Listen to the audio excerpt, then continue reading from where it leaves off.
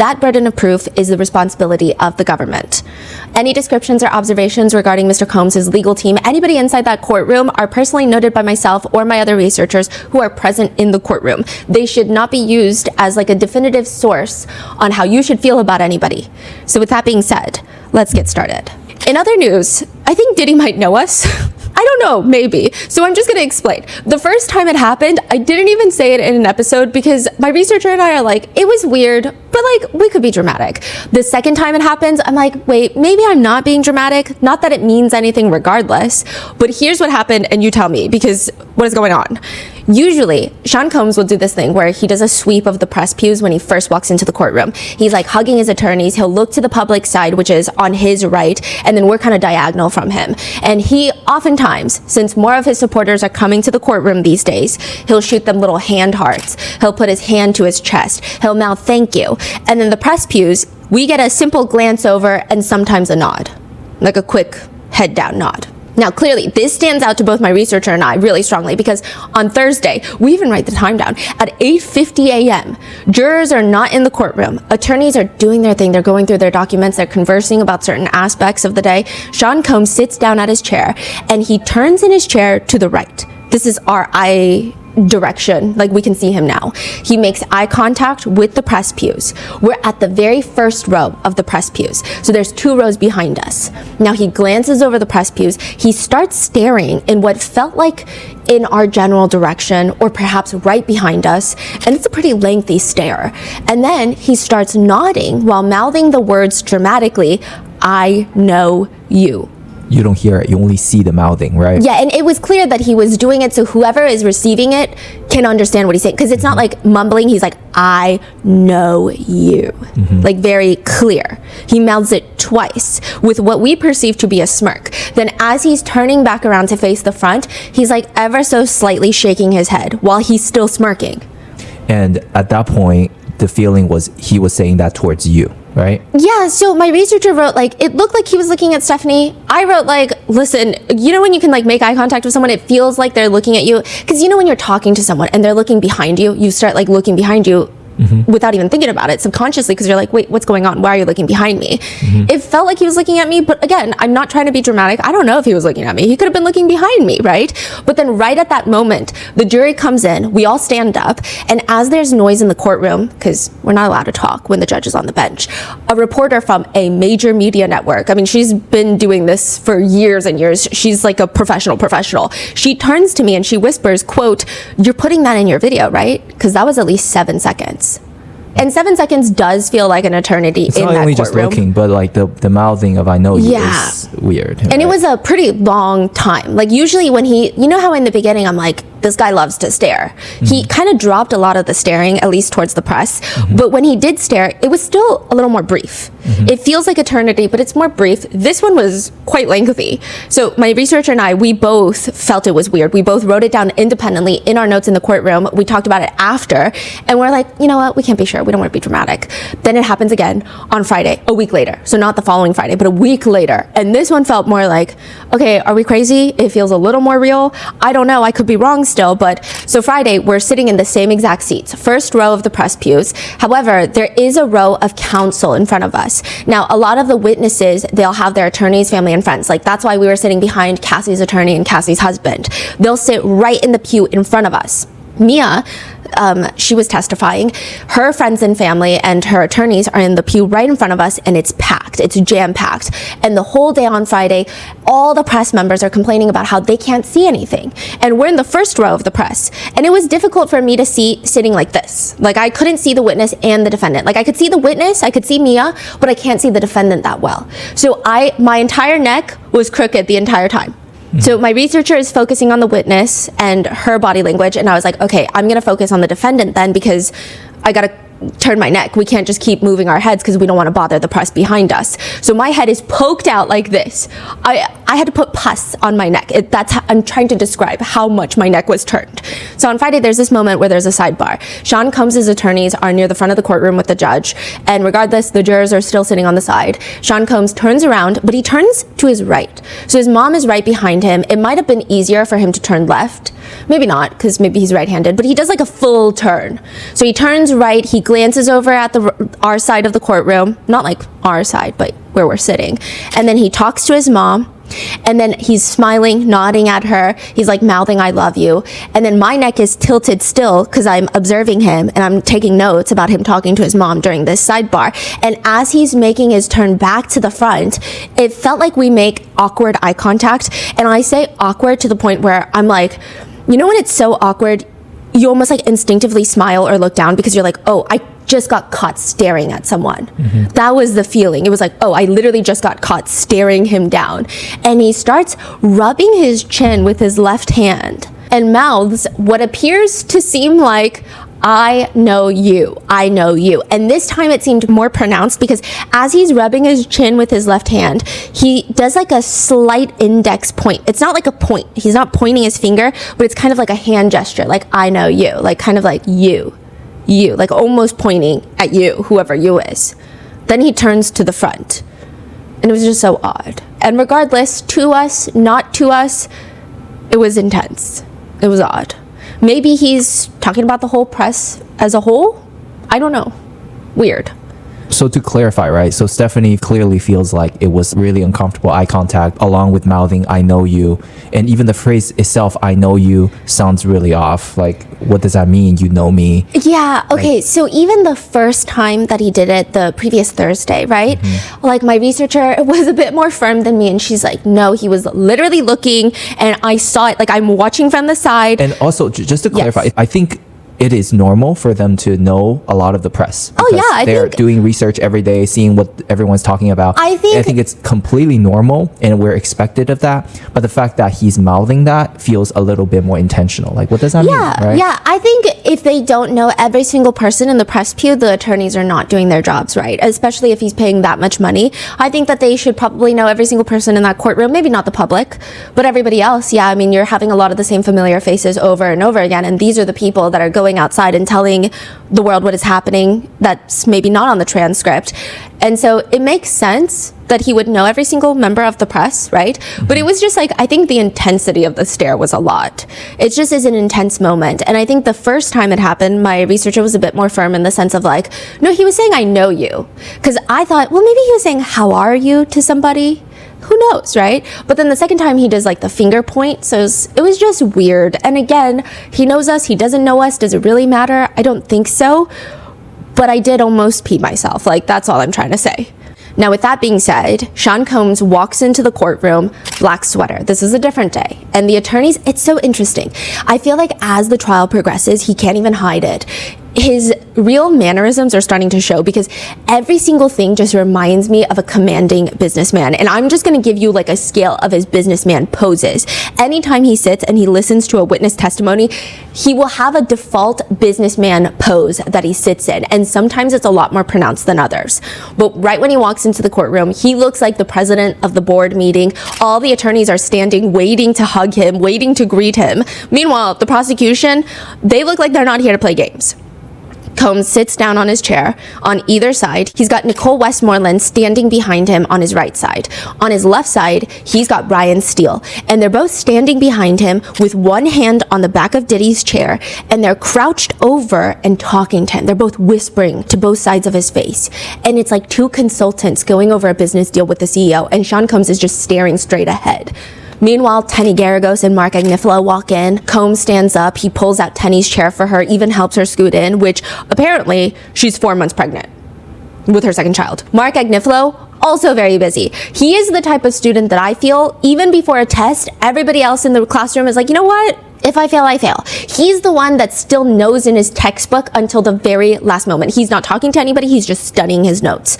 And to give you an idea, Judge Arun, the judge, very firm, but he's also kind of sick of everyone right now. For example, in a sidebar, both sides are only allowed to have 2 lawyers from each side at the sidebar. But the defense team, because they have practically a whole football team of lawyers, they always consistently have more than 2 lawyers that go to the sidebar. And maybe Mark Agnifilo can see that the judge is getting annoyed because he mentions to him, I know you have a 2-lawyer rule at the sidebar and I know we've been breaking it, so I'm guilty.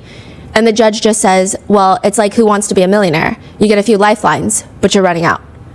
And it's going to be a very intense day. The next witness on the stand is Capricorn Clark. Everybody has been anticipating her testimony, considering she's the one that has claimed she was kidnapped by Sean Combs.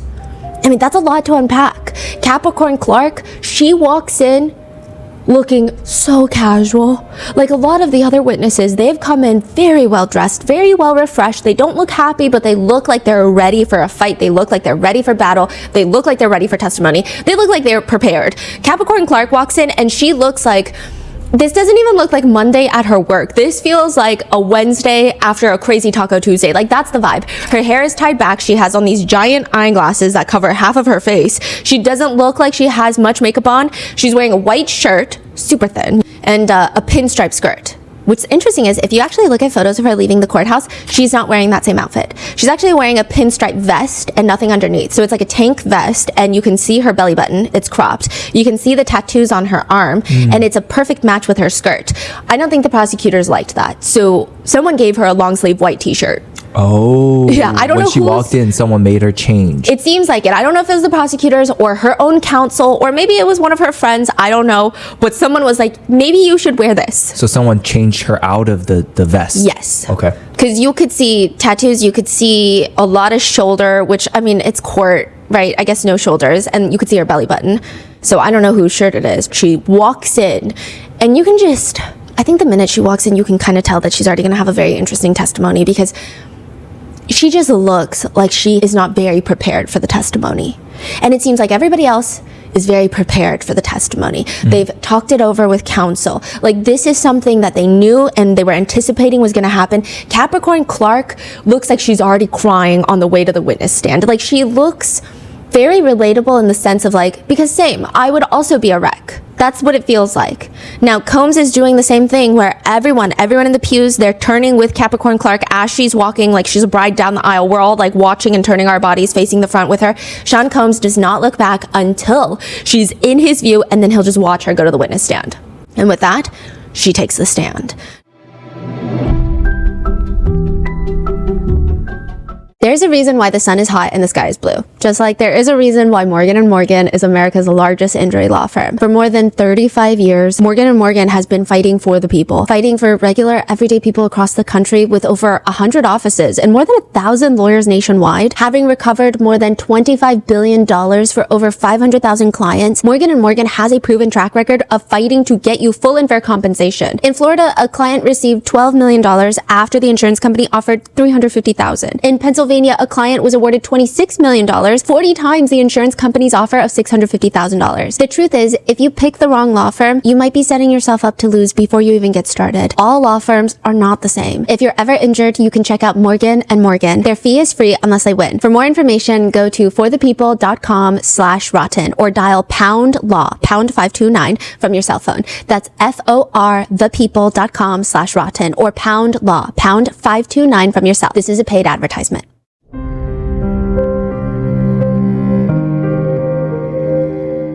Now, we did a quick sweep of some old gossip blogs just to get an idea of how this was going to go. Capricorn Clark, if you knew about the music industry well, if you knew some of like the more figures in the music industry, so not just, oh, this celebrity, this artist, this musician, but their managers, their assistants, their staff, their personnel, you would probably know Capricorn Clark. She was Combs' assistant and manager of his clothing brand, but she's also friends with celebrities like Rihanna and A$AP Rocky. She seems a bit like a socialite in her own right. That's how people talk about her in these gossip blogs. But out of nowhere, someone that has always been with Sean Combs, she suddenly gets fired. And so all these gossip blogs, like 10 years ago, they start speculating, why did she get fired? Why did she get fired? There's rumors that she was fired for stealing from Diddy. He shut those rumors down. There were rumors that she was having intimate relations with Diddy, and then Cassie found out. Those are later shot down. It's just so much is happening. With one post from 2014 on a gossip website reading, "Old tea, but I heard Diddy brought Cassie into the bedroom with Capricorn." One gossip blog enthusiast writes, in 2015, she and Cassie developed a very close bond like sisters, and Capricorn started noticing that Diddy was rejecting Cassie's music to keep her under his thumb. This is in 2015. So Cap would tell Cassie that she could do better, and Diddy didn't like that, so he would start telling Cass that Cap was the one leaking bad stories about her, and that whenever Cass wasn't around, Cap would belittle her, and eventually Capricorn quit. So that's what they're hypothesizing is why Capricorn is no longer in Diddy's circle. But now, Capricorn's Instagram is private. Her bio just reads, "Nothing to see here. Everything not saved will be lost. Tell the truth, shame the devil." With a lot of people thinking that Sean Combs is the devil. Because even around the time of Cassie's lawsuit, there was a tweet that has since been removed and her ex has gone in private. But Capricorn Clark allegedly tweeted, "Don't take the path of the wicked. Don't follow those who do evil. Stay away from that path. Don't even go near it. Turn around and go the other way." Another one, she adds, "Doors be unlocked. You gotta be willing to walk away from the money. Full stop. 2011 was hell. Tragic kingdom." She also does another one that's more clearly aligned with Sean Combs. "Black women end up being the sacrifice. For the last 11 years of my life, I had to deal with everyone's nonsensical allegiance to the devil. They will skin you and wear you, baby girl, and then pretend that they never wanted your skin." Kim was the only person who didn't switch up. The only one. "Dark times. I'm personally very triggered. I pray it's over. I never deserved this. Stop. Hashtag protect black women IRL. Hashtag RIP Kim." And it's a picture of her and Kim Porter. Wow. So clearly, she has very strong feelings. And she starts off the direct by giving some background. She says that she's always been in the music industry. She interned at Def Jam Records, which is a massive music label. Then she was with Death Row Records with Suge Knight, which is Bad Boy Records' constant nemesis. This is the origins of the Tupac and Biggie rivalry. She also mentions that, quote, "My mother died, and then shortly thereafter, my father died." And this is like 2 seconds of her taking the stand. She's already about to cry, and she sounds like she's crying already. And some of the defense attorneys look at each other like, what the fuck? I guess that they don't like the instant going into sympathetic territory. I will say that Capricorn Clark is probably the most, second, top 3 most captivating witnesses. I mean, she just talks in a way where I feel like you just know everything she's saying, she's probably oversharing. That's the feeling. You feel like she's gonna get very messy on the stand, but maybe it's good because it makes her feel very transparent. Even when she's asked to identify Combs, she closes her eyes dramatically and she's like, "Blue sweater." It was like a nearly black, very dark navy blue sweater. So everyone did kind of look at each other like, wait, are we sure? But yes. Now, she's very intriguing. She sounds like a smoker, has a very raspy voice, and she sounds like she is 2 seconds away from sobbing with every question. It's not like she's 2 seconds away from being emotional, so she's getting choked up. It sounds more like, you know when people sob and it's more of like audible? Like, ah. It sounds like she's 2 seconds away from that. She mentions that she works with Death Row. Then her very next job is Bad Boy Entertainment with Sean Combs in 2004 as his personal assistant. And it's a bit of a switch considering she didn't just work for Sean Combs' nemesis and competitor Suge Knight. They're actually very close in some respects. Capricorn's best friend has children with Suge Knight. So it's very complicated. What? And right off the bat, Prosecutor Steiner is coming in asking all the questions. And Ms. Clark, I want to direct your attention to December of 2011. Were you working for Mr. Combs at that time? Yes. So I'm trying to, and again, because you only get the transcript, and I feel like it's very hard to understand why the jurors might have different receptions to different testimonies. And a lot of it is so much in the delivery and the voice and the tone, because I think a lot of the times it conveys whether or not you believe this person. So if I'm just reading the transcript, it's like, she says, yes, right? But in reality, it's more like, yes, it's very raw. It's so beautiful. Thank you. What occurred at that time? I was kidnapped. So the jurors, they immediately start taking notes. They look back up and Combs is very still, statuesque. Generally, what were your duties as a personal assistant? To shadow him from before he wakes up until he releases me at night? Which even just the way she words things is very interesting. What do you mean he releases you at night? She explains that after working as his personal assistant, she quits and then comes back a little while later to work as the director of marketing for Sean John Women's and then the global of Sean John Women's. And then later she comes back as Cassie's manager or the creative director for Cassie. And so when she's asked about Sean John, she says, it's a new tentacle from the master brand of Sean Johns that I was in charge of. And again, everyone's just taking notes. And meanwhile, Combs is still just staring right ahead. His mom walks in late during the direct testimony. He doesn't even notice. Everybody is so absorbed in Capricorn Clark's testimony. Capricorn is shown pictures of a few of the security guards for Combs. And it's interesting because even when she's looking at the pictures on the evidence screen, she looks like these security guards are about to jump up and attack her out of the screen. She looks scared to look at the screen. She's wincing and kind of glancing at the screen. And she is very descriptive. She likes to give her, put her arms out to describe people's statures. She says D-Rock is a bit more, he's about 6'3", 6'4", more slender, very solid. I would say quarterback, running back type of body. And Paul Offert, that everybody calls Uncle Paulie, he's the head of security for Sean Combs. Can you please describe his general appearance? Quiet, stoic, a bit menacing. Physically, he looks like a linebacker. There's a picture admitted into evidence. And is this picture how Mr. Offert typically looked? No. What's different? He doesn't have his glasses on. His blacked out sunglasses that he wears 100% of the time. Capricorn Clark testifies that on the very first day of the job, working as Combs' personal assistant at like 9 p.m., it's dark outside in New York City, Sean Combs and Uncle Paulie take her to Central Park. Capricorn says Sean Combs tells her, I had no clue that you had anything to do with Suge Knight when I hired you. This is her first day on the job.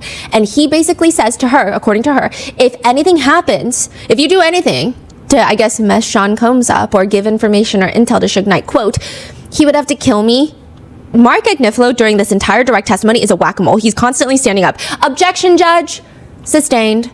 Miss Clark, what was Mr. Combs' demeanor when he threatened that if anything happened, he would have to kill you? Calm. How did you perceive his threats? Very serious? Why is that? I felt like there was some gravitas to the fact that he might have had issues with Suge. How did you react when Mr. Combs threatened you? And she starts sobbing, and her voice gets very high-pitched. She's like, I said, we'll just have to see. That's the tone, and it seems very emotional. Like she can't even hold it back anymore. Yeah, it's like she's starting to get very emotional. And this is like still early on, right? It's like 3 minutes in. During this, Combs is very stoic. He's sitting still, but his head is kind of cocked to the side a tiny bit. Meanwhile, Capricorn Clark is sitting there, and she seems very anxious. She's moving around nonstop. Mark Agnifilo keeps jumping up out of his chair to object to everything, and the prosecutor asks, what do you mean by that? It meant that there was nothing I could do in Central Park to convince him that I was a trustworthy person. And I wrote down in my notes, you know when someone is drunk and emotional? I don't think she's drunk at all. I think she's completely sober. But just to give you an idea of her tone, like when someone gets very drunk, they get emotional and they start talking, it almost becomes like a kid. Do you know what I'm trying to explain? So it's more like, there was nothing I could do to convince him that I was a trustworthy person. It sounds like when you're drunk and you're trying to like explain something as you're crying, as you're emotional, but you're a little drunk. So it sounds kind of like that. And how does that make like the jurors feel when there are a few jurors that never seem that intrigued by anyone? Even during Cassie's testimony, I felt like they would rather be anywhere else on this planet. Like they seemed, honestly, I don't want to use the word, but they seemed bored. Like a few of them. I think most of them were very in tune and taking notes, but a few of them, they just look bored every single day that I'm there. During Capricorn's testimony, they're jotting down notes like passionately, every single one of the jurors, because the emotion is so raw.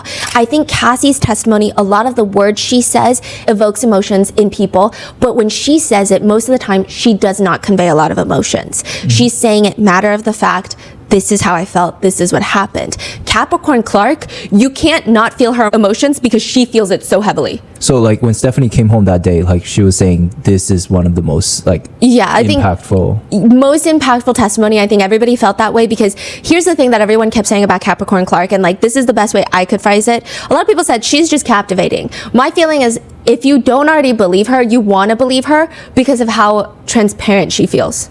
She just feels like a mess, like a friend that you're like, oh my God, you're kind of a mess and I want to help you. Yeah. So she's like crying. I knew that I didn't have anything to do with any of that stuff that he possibly could have had. Objection, judge. So Mark Agnifilo is just nonstop objecting to everything. Capricorn explains that she still worked for Combs after the Central Park threats because she felt like, yeah, maybe I could have been more transparent about telling him that I worked for Suge Knight prior to all of this. But there were just other alarming things that happened during the course of her employment. There's this one time. We were at MTV. He was doing MTV Press with 50 Cent. And after the interview wrapped up, myself, Puff, and Chris Lighty, which is 50 Cent's manager at the time, got in the elevator. So 50 Cent is not in the elevator. It's her, Puff, Chris Lighty, which is 50 Cent's manager. What happened in the elevator? Capricorn is explaining that Combs had an issue with 50 Cent. She doesn't dive much deeper into it, but if you watched our previous 4-part series, you know that 50 Cent is amongst a long list of, you know, he's got a lot of career accomplishments, but he is also a professional Diddy hater. He also has recently discovered AI-generated images and how to produce them, so he's just been spamming the feed with AI-generated pictures of him in court wearing free Diddy shirts. Regardless, Capricorn Clark says, Puff told Chris because they were having some sort of issue, like, I don't really like all this back and forth. I don't like that. I like guns. What was Mr. Combs' demeanor when he said that he liked guns? Very serious. During the testimony about 50 Cent, Diddy looks over at Mark Agnifilo, who asks him a question. Diddy purses his lips like a duck and just nods slowly. I don't know what that means. Is he confirming like, yeah, I did say that? Like, I don't know. Meanwhile, 50 Cent will later take to Instagram to write, cut. Wait a minute, Puffy's got a gun? I can't believe this. I don't feel safe. Frowny face, LOL. He's responding to this testimony. Yeah, Okay. but it does not get better from here. Capricorn Clark says within a few months of working for Combs, she gets accused of theft. She's had the job for a few months, and she gets accused of stealing very expensive high-end jewelry that was on loan from Jacob the jeweler. So this isn't even Sean Combs' jewelry. A lot of celebrities will get loaned big pieces for events. She says it was a diamond necklace with a cross, diamond bracelet, and a diamond watch. Miss Clark, had you stolen the jewelry? I did not. But it was in her possession at one point. Combs gave it to her for safekeeping because she's the assistant. They're traveling to Miami. She's to keep it safe. And on this travel, like before they even get on the plane to go to Miami, she realizes the jewelry is missing. What did you do when you realized that the jewelry was missing? I told the driver to stop the car and I called security and I told them to lock everybody in and search them. She tells Combs that the jewelry is missing and he's telling her, okay, well, I'm gonna head to Miami for the event. You go back home to your place with Uncle Paulie, the head of security, with the blackout sunglasses. She goes back to her house in Queens where Uncle Paulie starts questioning her about the events leading up to the jewelry being missing, and then he starts searching through her entire house. She says, quote, he went through my belongings, he went through my common areas, I had a roommate, and he just searched. He didn't find anything. But he tells her he's gonna be back tomorrow. Like, we need to figure this out. The next day, Capricorn says Uncle Paulie comes to pick her up and he takes her to 1710 Broadway, which at this time was being converted into the new Bad Boy Entertainment headquarters, but she did not know that at this point. She just knew that when she walks in there, the whole place looks like it's under construction and abandoned. They walk in through the glass doors, her and Uncle Paulie. She says that someone she doesn't know comes and locks the front door behind them from outside the building, like you would lock your house from the outside. That's crazy. They walk in. She says the building is just, quote, dilapidated. She says post move out, post pre move in, the floors weren't even really done on the levels we were on. The floor wasn't done. There was like old pieces of like, you know, permanent fixtures around that were sort of taken out. Just pretty much a gutted building. They go up to the 6th floor and it looks similar, dilapidated, floor isn't done, nothing built yet, some old built-ins, and quote, there was a 6-foot folding table with some chairs in the middle of the room and there's another person there. So now it's Uncle Paulie, Capricorn Clark, and this gentleman who's sitting there waiting for them, which Capricorn describes as a heavyset gentleman who was chain smoking cigarettes, and she'll like do hand motions, and drinking black coffee. Can you describe the individual's appearance? Very wide, very heavy, looked like the size of 2 linebackers. He wasn't tall, he didn't stand very much either. So Uncle Paulie is a linebacker. This man is 2 linebackers. When you say size and width, he was very large? Yes. Can you describe this man's size relative to your own? Capricorn looks at the prosecutor, then she turns to the jury, and it looks like she's trying to think in her mind, like, how do I describe someone's size to a whole group of people? And she just goes for it. 5 of me across? I mean, he was very wide. Some of the jurors, they're doing like full teeth smiles and giggles because the way she's delivering the information is so, again, she's like looking at the jurors and she's like, 5 of me? Like very wide, like very descriptive. It's a pretty goofy moment in light of how serious everything's been and depressing in this courtroom. I mean, just the way that she like stands with her arms out, it's a lot. We're not used to that. The only person not amused, naturally, is Sean Combs, who just cocks his head to the right. Nevertheless, Capricorn Clark and Mr. 2 linebackers are left alone. Uncle Paulie leaves, and Mr. 2 linebackers, whom she states she never learns his name, he tells her that she has been brought to this building so that she could take a lie detector test to find out what happened to the jewelry. What, if anything, did he say would happen if you did not pass the test? He said if you fail these tests, they're gonna throw you in the East River. And she starts sobbing. The minute those words come out of Capricorn Clark's mouth, the jurors are jotting down notes. Combs looks around, like he's looking at like, hello? Why is someone not saying anything? Hello, what's happening? And then finally, Agnifilo stands up. Your Honor, I'm gonna object. Move to strike the last answer. Can we approach for a second? During the sidebar, Combs is leaning his elbows on his armrest, using his right hand to touch his chin. He seems very pensive, just sitting there. Meanwhile, Capricorn is up there. She's got these giant aviator eyeglasses and she'll like lift them up and wipe her tears and then push them back down and she's like fidgeting with them. And then she'll do this very animated sigh where her shoulders go all the way up and then she slumps it down and then she uses the tissue to wipe her nose. I feel like if anybody else had done that, it would come off performative and fake. But I don't know why when Capricorn Clark does it, you're just like, don't even know her, but it feels genuine. Like, that's the message and image that I think the jurors are getting. And you feel for her, like... I think everyone did. Everyone in the press pews was like, she might be one of the more gripping testimonies because of how you can relate to her. She just feels like a normal girl that just got thrown up on the witness stand, just way in over her head. And she's kind of a wreck. Meanwhile, at the sidebar, Mr. Agnifilo is very stressed. There's no indication that any of this is coming from the defendant. I mean, we don't even know who this man is, which even if it is to be believed, I'm not here to quarrel with that at this point. There's nothing saying that Mr. Combs wanted any of this to happen, so it's unduly prejudicial. So I think for that reason, we object to it and we move to strike it. She's with this unknown man who is giving her a lie detector test, and that connection between that man and Mr. Combs is just non-existent at this point. The judge does not agree. He rules, I don't think that's a fair characterization of the testimony, but I understand your argument. Objection is overruled. After the objection, Prosecutor Steiner goes back to asking Capricorn about what it was like to take this lie detector test in this dilapidated building after being told that she's been thrown in the East River if the results are bad. Capricorn says they strapped her up to some, quote, stuff to your chest and then strap some stuff to your arms, and then they ask you a series of questions over and over and over again. What types of questions were you asked? Did I steal the jewelry? Did I come up with an idea to steal the jewelry? Did I plan with somebody to steal the jewelry? Had I ever stolen from him? Just a lot of stealing-centric questions. From him, was that Mr. Combs? Yes. Did this man tell you the results of the test? They said that they were inconclusive. What, if anything, did the man tell you about the results being inconclusive? It's like, I'm not getting a good reading. You need to calm down. You're going to be in the East River if I can't get a good reading on this. And she kind of sounds, again, like the drunk, panicked voice. And again, I'm not insinuating that she's drunk. She's like completely sober. And I think the reason that her testimony resonated a lot with the jurors, at least from the perception that I saw, and like even the people in the pews, is that like the words she's saying are sad, and you can like resonate with the sadness of like, yes, if I were in that situation, I too would be panicked, right? You can resonate on that level. But on a secondary level, she's incredibly likable in a sense of like, it's not just overwhelming sadness. It's like, you almost like want to give her a hug because it's like, oh my gosh, like what is happening right now? Like it just feels very relatable. I don't know how to put it in a way that doesn't sound like I'm minimizing her testimony, because I'm not at all. It's just in the sense of like, you feel like she's your friend. The way that she communicates feels like she's a friend, and now your friend is telling you some of the worst stuff that's ever happened to her. So you almost resonate on a deeper level.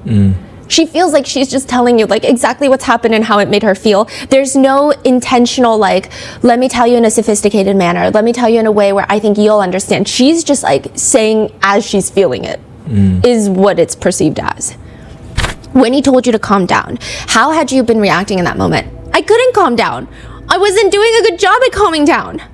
So she's very passionate.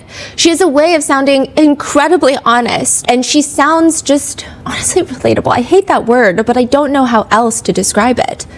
The whole time she's sniffling, wiping her tears. Mind you, she keeps pushing those giant glasses up. She's lifting them to wipe her tears. Meanwhile, Combs is just stoically looking ahead with very little movement. The jurors are rapidly taking notes, and here's the interesting thing to note. All the jurors' notes are naturally kept in the courthouse. They're collected every single day and given back at the start of each court day. But at the very end, after the verdict, notes are permanently destroyed. So they're writing in their notes. Capricorn is telling them as they're taking their notes that she was there for a full work day that Monday. They're intermittently all day taking the lie detector test, we weren't allowed to leave. The door was locked from the outside. She did not attempt to leave the building because she says, I was there to prove my innocence. At the end of the day, Uncle Paulie takes her home and he tells her that they're going to do this all over again the next morning. And they do for the next 5 days. She said she's doing a 9 to 5 getting a lie detector test all week long. Why did you continue to go with Mr. Offord, Uncle Paulie, to the building? I wanted to prove my innocence. I didn't like the threats. I felt like it was the only way to prove that I had nothing to do with it. I was in a different headspace. I was just trying to survive it. She says that she never tried to reach out to law enforcement for her 5-day lie detector marathon because she worked under an NDA. She didn't even think about calling the cops. And after those 5 days, Uncle Paulie just tells her, yeah, you're good to go home. Next Monday, she just goes back to work. Sean Combs acts like nothing ever happened. Nobody ever did find the jewelry. It didn't make sense for Capricorn to quit because she's saying, I felt like if I had left, it would have been written off as I had stolen it anyway. And then likely she would never be able to work in the industry. Now, side note, during the entirety of the lie detector testimony, one of Combs' closest friends, who's known him for decades, he's been inside the courtroom every single day, sitting in the friends and family pews. And he's falling asleep. And I really try to focus mainly on jotting down notes on everyone's reactions to things rather than getting absorbed in my own personal reaction. But that was kind of interesting to me because, sir, is that like a normal Tuesday? Like, have we just all gone through lie detector tests? Like the way that he was, because I'm thinking if I'm sitting there and there's a woman on the stand spewing lies about my childhood best friend, would I not be like awake and this is crazy? But he was falling asleep. He was like fully in REM. Now, Capricorn is asked, generally, what hours were you required to work as Mr. Combs' personal assistant? Probably start the day at his townhouse at 74th and Park at 9 o'clock in the morning and finish at Daddy's house or wherever we were sometime around 4 a.m. Daddy's house is the studio, not like Daddy's house. She says that she would get no breaks throughout the day for basic needs like eating. On a good night, getting 4 hours of sleep. On a bad night, 2 hours of sleep. And this is probably putting it very lightly. 2 of Sean Combs' other former assistants testified. And this is how David James, he was another former assistant, he describes it. And side note, there is a really weird skit of David James and Diddy that I'm gonna put in the video because maybe it gives you an idea of like his tone of voice and stuff. But it's about Diddy being allergic to bitch-ass disease. It's David. I'm here to go over your schedule for the day. How do I know you haven't been infected with the bitch-assness disease? You were supposed to be here an hour ago. I know, sir, but I got stuck in traffic trying to get here from the studio. Excuses. First sign of bitch-assness. Did you bring my iPod with you for my run this morning? I think I forgot it, sir. Let me go get it right now. David has been infected with the bitch-assness disease. Which, don't be a bitch ass, is, I guess, the end statement of the video. David James walks into the courtroom. Dave James was before Capricorn. Yeah, days before Capricorn. He seems less prepared in the sense of like, not the answering of the questions, but he walks in and it's like a restaurant. He's kind of waiting for the hostess to guide him to the witness seat is like what it feels like. He's just awkwardly staring and it's just uncomfortable. And in court, he's asked, generally speaking, Mr. James, what were your responsibilities as a personal assistant for Mr. Combs? How long do we have? He just starts listing everything he needed to do. Make every environment for him comfortable so he could perform his duties. There was a lot of organization of his personal items, traveling around the world with him, basically be at his right-hand side wherever he was. So what you want to do is you have to arrive at his house before he wakes up in the morning. It's important that you set the environment up as soon as he wakes up so he's able to have a successful day. So that would be to compile different documents. One of those documents, we have a folder on the table that would be everything that he needs to approve from a business perspective. If there is a certain artwork for an album he's doing, certain advertisements he has to approve. There would be a file of business documents, and next to that would be his business schedule for the day that he would have laid out. We'd also have a folder for all the press clippings for any news mentions of Mr. Combs in the last 24 hours. So like this man knows everyone in the press pews. Like you can't tell me he doesn't know everyone in the press pews. He just seems like he's intrigued by the press on him, okay? Which I'm just saying, but more on that later. Continuing on, I would turn on the TV for him to his preferred channel, and I would work with the chef to make sure breakfast was getting started, and then I would knock on the door to get the day going and get his feedback as to if he was ready to wake up, if we needed to make adjustments to his schedule. From there, he would wake up and we would wait for him to be done with his breakfast. We would call down to security to let them know that Mr. Combs is getting ready to move out for the day, and we would travel around the city, especially New York City. Then it's dinner, which he later notes it's pretty standard for Combs to have a 3-hour dinner. Then it's studio for work on an album, quote, that would take us to about 3-4 o'clock in the morning, and then from there we would either go back to his personal residence or to a destination of his request. And we would get a call time at the end of the night. It was important that I didn't leave his side until I got the call time to know what time to be back tomorrow. I would text the executive team, his security staff, and let them know what time I'd be back for tomorrow once I got that call time. At like 4 a.m., 5 a.m.? Yeah. Wow. So generally, what were your hours? I would say my hours would start 30 minutes before he woke up until he gave me that call time at the end of the night, which could be anywhere between, 4 in the morning to 8 in the morning. Wow. How many days per week were you on duty? Depending on the personal staff at the time, some days it would be 6 days a week. There were times I worked 3 weeks straight. When we had more executive staff, I would work sometimes 5 days a week. All of that, and David James was paid $70,000 a year. Which, side note, it seems that Mr. Combs is very particular about how he likes everything done. Another former personal assistant that testified, George Kaplan, he says he has to make sure all of Combs' toiletries in his bathroom are facing forward, and the process of making sure all of these little things and adjustments were made before he wakes up would take at least 30 minutes. Now, back to the press part. There was one incident where David James says he was off that day, but still at the Combs residence. I was sitting at the computer in his office. I was working on a research project for Mr. Combs. He wanted to get new tattoos, so I was looking up different options for him. He entered the house at the time. He had been at the club with Miss Ventura, another assistant, and security. As soon as he entered the door, he beelined straight towards me, and he came right over to me, looked over my shoulder, asked me what I was doing, and I said, I'm doing a research project for you, sir. He told me that someone was lying on him, and someone did a blog post that somebody hit Cassie, and he looked at my browser history to see what websites I had been visiting that night. So he was following gossip blogs too. Diddy was. Yeah. And then Okay. he comes home and he's like, are you the one that wrote the gossip blog? And he's like checking the browser on David James's history. Oh. David is like, I did not. It was jarring. He'd never done anything like that. Now, side note, I did find the old gossip post. I think this is the one that they're referencing, but it reads, according to a reliable source, Diddy beat the shit out of Cassie for talking to another guy. He pushed her to the ground and kicked her in the face, and this is not the first time he's hit her. Details to follow. David James says that during his interview, Vashta, the senior VP of Human Resources, pointed to a picture, this is before he's even hired, pointed to a picture of Sean Combs on the wall, and she allegedly tells him, this is Mr. Combs' kingdom. We're all here to serve in it. It's very intense. There's a whole multi-step interview process where at the end, David James is asked by Sean Combs why he should be hired, and he tells Mr. Combs, I can't stop, I won't stop. And he said that at that point, Sean Combs was nodding his head like, yeah, I like that.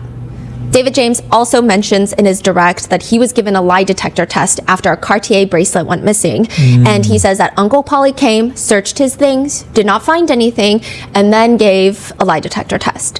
At this point, Combs passes another note to Tenny Garagos. He rests his arm on the armrest, and then he's like watching for her reaction as she's reading his little post-it in the courtroom. It's weird. Sometimes he does that. He'll like watch the attorneys react to his post-it note. And then I always wonder, because, you know, And like... does the attorney react or say anything, or? Like, they'll give him a nod, and then sometimes, like, I think he wants them to pass it to the person doing the cross. So then he'll, like, kind of motion for them to, like, hello? It's very interesting, yeah. He's definitely heavily involved. Like, these attorneys are not running their own defense, and he's just their client. Like, he's calling a lot of shots.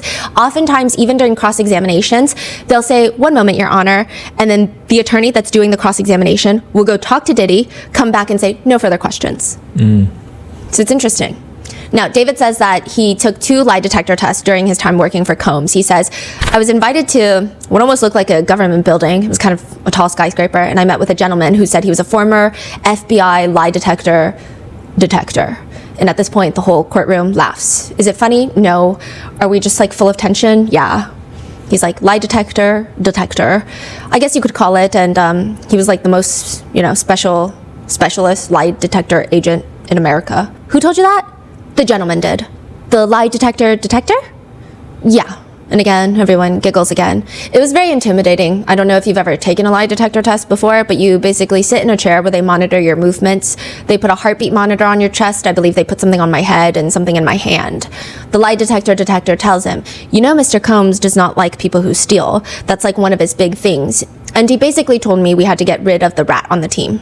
He takes the first for the missing Cartier bracelet, the second one for a Jacob & Co. watch.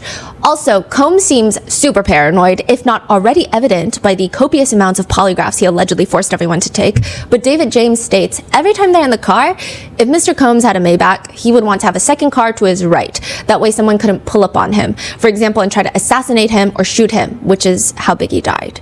So he would always follow him around like security detail. Who would? A second car? Yeah. Like, is he driving the second car? So Combs would be in the first car, and then the second car would be filled with staff. So David James would probably be in the back of the second car. Wow. Yeah. And Combs was never without security detail. Honestly, this whole thing just sounds like the worst job on the planet. They said the motto at the Combs Enterprise Company was, what rhymes with tired? Fired. All of this, and Capricorn Clark is just getting paid $65,000. She states on the stand, while working for Combs, she developed a medical condition called alopecia. Side note, very odd timing, but right at this moment, Sean Combs takes out his retainer out of his mouth. Like, he has a retainer in his mouth, and he just fully, just like slobber and all, takes it out of his mouth.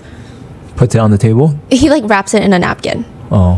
What is alopecia? It's a stress-induced condition where you get bald patches on your head. Capricorn says that she went to HR at this point to tell them, hey, look, quote, I'm working basically 24/7 and I'm not making enough money. And she sat with me to calculate my overtime. Vashta from HR, the same Vashta Dunlap, okay?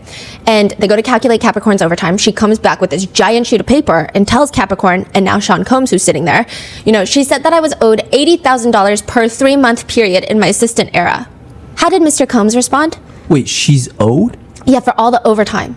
She's owed $80,000 by Sean Combs. Oh, okay. And how did Mr. Combs respond? He ripped up the paper.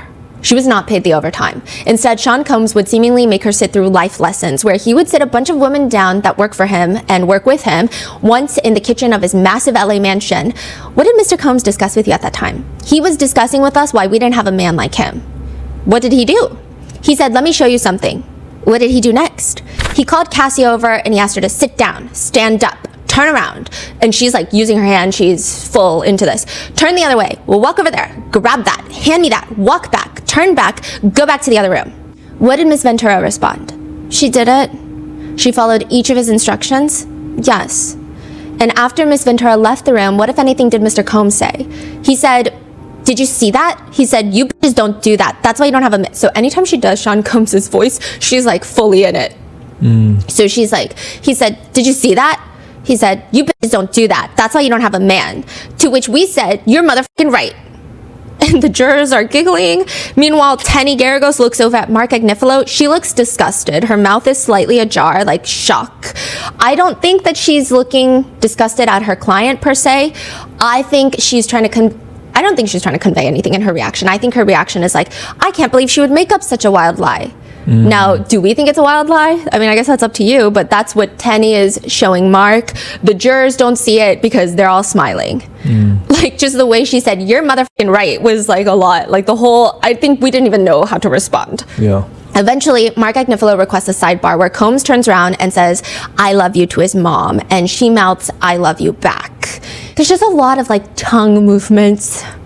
I don't know how to describe it. And again, I don't know if this is even worthy of including in an episode, but I'm just trying to see like all the things that we've noticed, and like we have, like my researchers and I have all noticed similar things, and we've almost like coined different terms for it. Like, you know how everyone says Mark Zuckerberg is a lizard?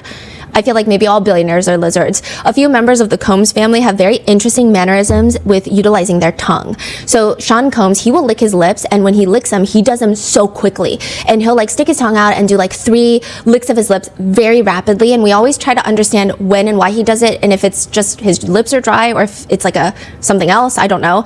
And then Christian Combs does this thing where it seems like when he feels defensive, he kind of sticks his tongue out of his mouth to the side, like. I see. But it's always in very specific moments. So I think we're just trying to understand what those moments are.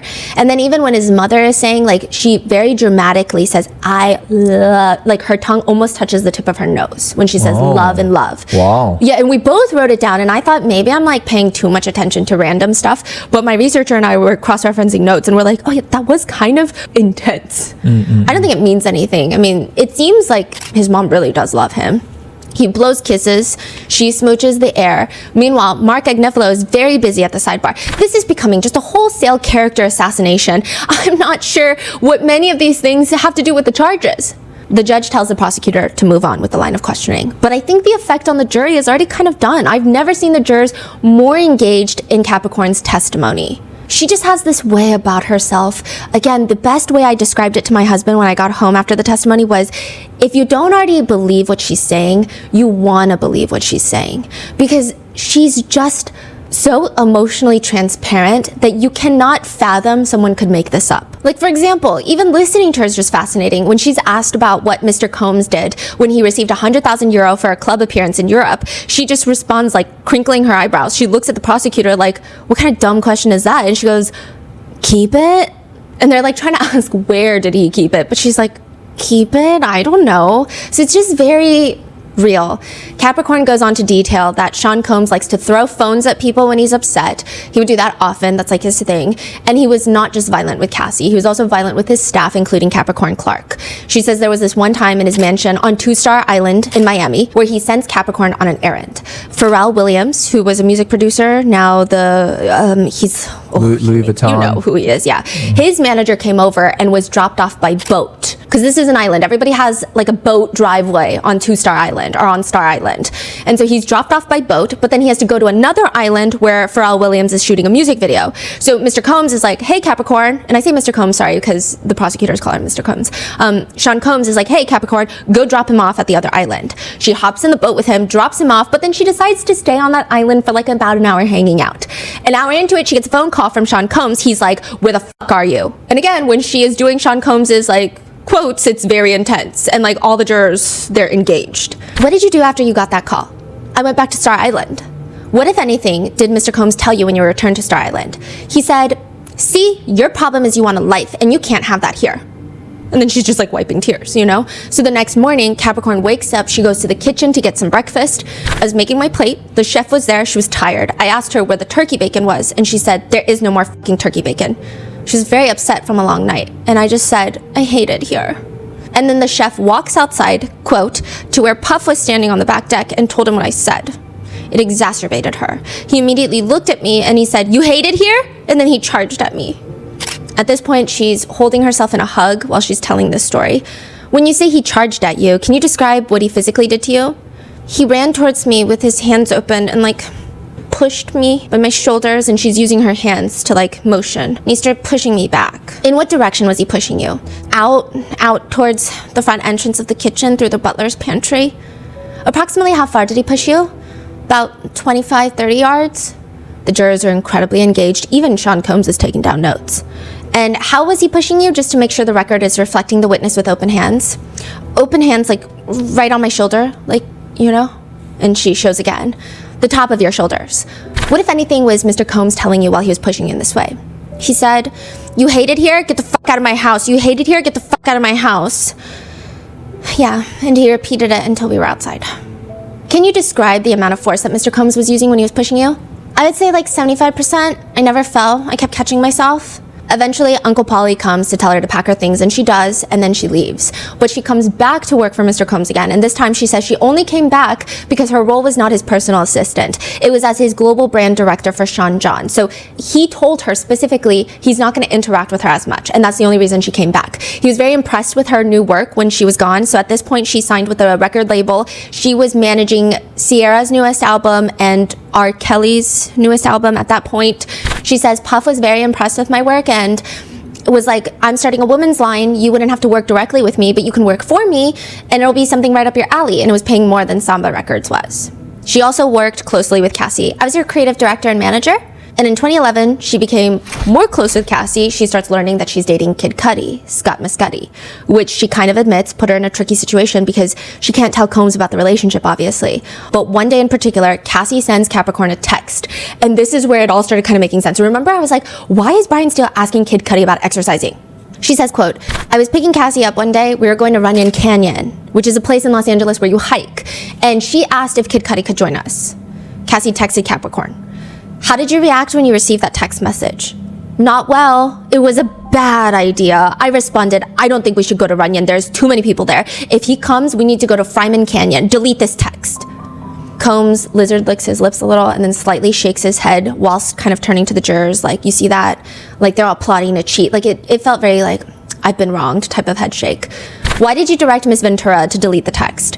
Because that's the second everything got so tricky when she texted me. Mr. Combs paid for my phone. She's texting me on the phone he pays for, on a phone he pays for. It's not a good idea. After what happened, did Ms. Ventura change the way that she communicated with Mr. Muscati?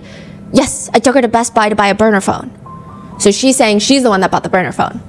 Why did you take her to Best Buy to buy a burner phone? The way she was moving, she was gonna get us all killed.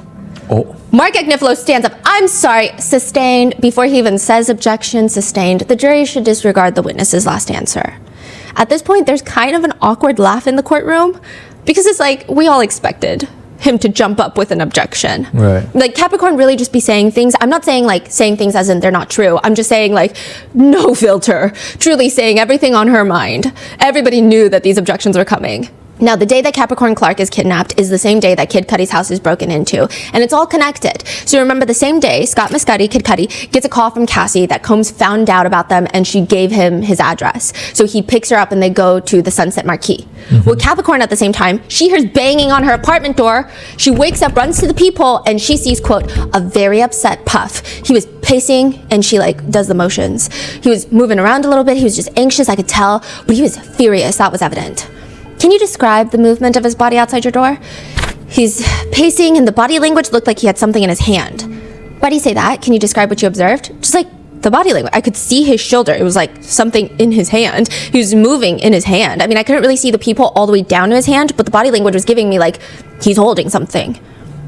The way that Capricorn is acting it out, again, adds a lot to her credibility, in my opinion. It's just very descriptive. You really see everything that's happening. Meanwhile, Sean Combs is sitting in the courtroom, absolutely still. Why did you open the door for Mr. Combs? He was upset. Part of my job is to make sure that the name and likeness is okay, and he's outside my door. I gotta be what is this? Can you describe Mr. Combs at the time? His pants were gray, and they were split open from knee to knee through the crotch, so I could see his underwear. Kind of like, you know, like assless chaps, but it seems not to have been on purpose. So like it's cut at the inseam. It came like this, or someone cut it open? You or? could buy pants like this, but I don't think this was on purpose. I think it ripped, maybe in a fit of anger or something. Oh, his pants ripped. Yeah. Did you notice anything in his hand? A gun. And she says it like that. And what did Mr. Combs tell you once he was inside your apartment? He said, why didn't you tell me? And I said, I don't know what you're talking about. He said, who is Scott? I said, I don't know any Scott. What did he say? What did Mr. Combs say after that? He said, Kid Cudi. I said, oh, Cassie's friend. Then he just says, according to Capricorn, quote, get dressed. We're gonna go kill this. At this point, the jurors and Combs, they're all taking and jotting down notes passionately. And it's just like the way that she's doing his voice and like it was a lot. In the sense of like, I think people are receiving her testimony well. When Mr. Combs directed you to get dressed, how did you respond? I don't want to go. How did Mr. Combs respond when you said you don't want to go? He says, I don't give a fuck what you want to do. Go get dressed. I'd never seen anything like this before. He had never come to my house in the entire time I'd known him. I've never seen him with a weapon. I've never seen him making me do something like this. Combs is done taking notes. He puts his pen down on the table, leans back all the way, crosses his legs, and he's about to put his right elbow on his armchair rest and bring it up to his face. This is his like rank 10 business move. This is like full businessman. He likes to sit like he's watching someone present, like an intern present a new business deal, but he stops himself. So then he takes his arm off the armrest and just sits cross-legged. Because I think it's not a good look. Yeah, yeah. Did you make any attempt to escape your apartment? I did not. Why not? The way he was acting, I just felt like anything could happen. I'm gonna object, Judge. Okay, let's move on, Miss Steiner.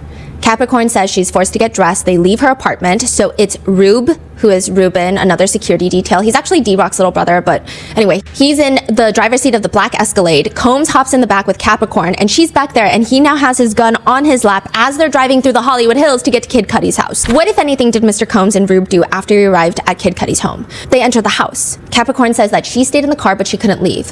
Why were you not able to leave? I probably could have left, but I didn't. What were you afraid of if you left? Mark Agnifilo, whack-a-mole, he's back up. Objection to the leading. Sustained. What did you observe Mr. Combs and Rube do on the property? Fidget around trying to gain access, and then they gained access? What, if anything, did you do while Mr. Combs and Rube were on the property out of the car? I called Cassie. Capricorn says that she was just waiting to call Cassie on her burner phone to warn her because she didn't know if Kid Cudi was in the house. She has no clue that he's already with Cassie by this point, and she's freaking out. And what did you tell Cassie when you called her? Cassie, what the f***? And I asked her, like, where she was at. What, if anything, else did you tell her? I told her that Puff came, got me with a gun, and brought me to Kid Cudi's house to kill him. When she says, brought me to Cudi's house to kill him, Combs looks over at Mark, waiting for him to pop up with an objection. Mark looks at him and does a small shake of the head and does not object. Yeah. When you were speaking with Miss Ventura on the phone, did you hear anyone else on the phone? Yes. Who did you hear? I could hear yelling in the background. What did you hear? I heard someone say, he's in my house. Like, she literally does it like that. And I said, who is that? She said, Scott. And I could hear him running out. And I said, Cassie, stop him. He's gonna come get himself killed. And she was like, I can't. After they hang up the phone, Combs comes out and wants to see her phone because he saw her hanging up. Capricorn, being smart, had put Cassie's burner phone number as another friend of hers, Stormy, who is also, I think, shares children with Suge Knight, but besides the point. Stormy. But that's not good enough because now Combs is asking to see her phone. He calls back the last number I was speaking to. And what did he say when he called that number back? What the number is this? And how, if at all, did Mr. Combs react to Cassie having or Miss Ventura having a new number? Wait, so he called it back and he found out it was Cassie? Yeah. Oh my god. And Capricorn says he's livid, more so than already. What, if anything, happened after Mr. Combs spoke with Miss Ventura on your phone? We heard a very fast-moving engine coming up the hill. Out of the corner of my eye, I could see that it was Cudi. Puff looked at my face. I guess I gave him a visual cue that it was him, and he goes, there's that right there. What happened next? Cudi pulled up next to the Cadillac Escalade, came to a complete stop, looked, and then took off and sped up the hill. Puff and Rube jumped in the car and we started chasing him. How long was the chase? It felt like forever, but it couldn't have been longer than a minute. Cudi lost us, we turned south down Laurel Canyon, we heard sirens, and we passed the police. They were headed north on Laurel Canyon, we were headed south on Laurel Canyon. Were the police headed in the direction of Mr. Muscati's residence? They were. Capricorn says this is when Combs finally starts to calm down. They drive to the Key Club, which is at the bottom of the Hollywood Hills.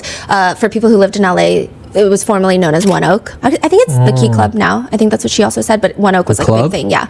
And they're in the parking lot of One Oak or Key Club, and they don't get out. They're just in the parking lot because she's saying like there's no service in the Hollywood Hills, which also valid. So they come down and they're just using the phone, and it's just Rube, the security, Combs, and Capricorn. And Combs is telling Capricorn to get Cassie on the phone and quote, he told me to tell Cassie that he has me and he's not going to let me go until I get her. He has me, he won't let me go until I come to you, to which Cassie said, okay, come get me. They get back to Combs' house and Combs tells Capricorn, once you get Cassie, you guys need to go tell Cuddy and convince him not to tell the police that it was me. Did he tell you anything else? He says, if you guys don't convince him of that, I'll kill all you motherfuckers. In the courtroom, Combs visibly starts shaking his head back and forth.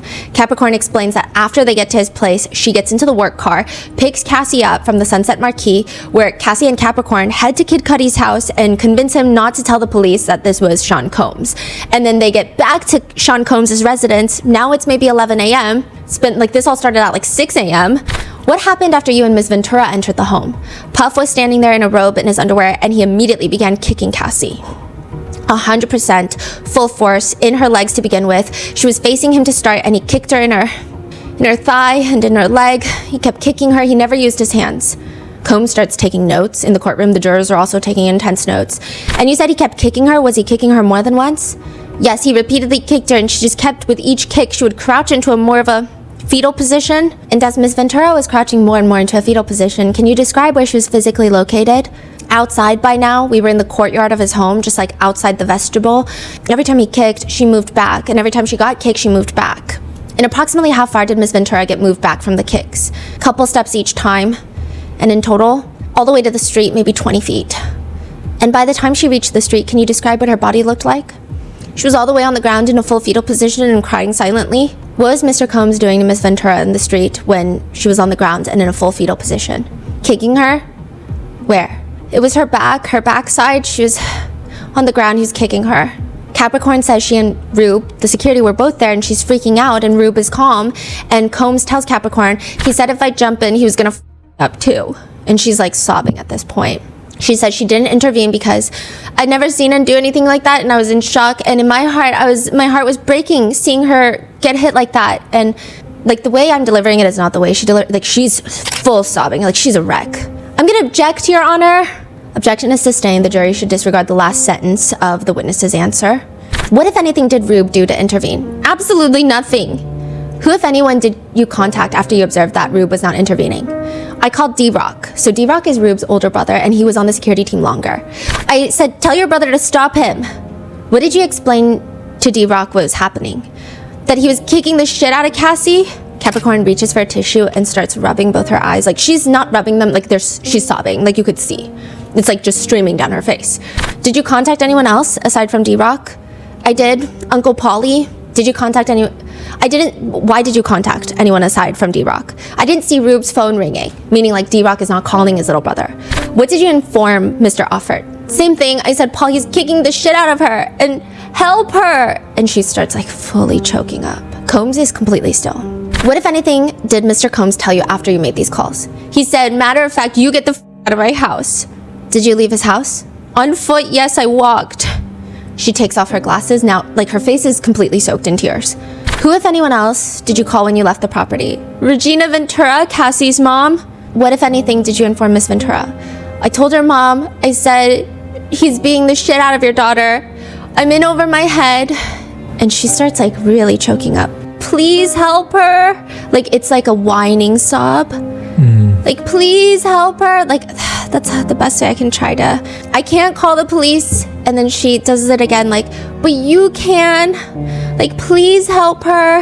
It was really rough to listen to. I think everyone was having a hard time because I think a lot of the testimony so far in the courtroom, the emotions don't sink in as quickly because even Cassie's testimony, aside from the few times she was very emotional, everything she says is matter of fact. And then like you're so busy trying to understand where we are in the timeline. And then it's like once you get home, it soaks in and then you feel a little heavier, right?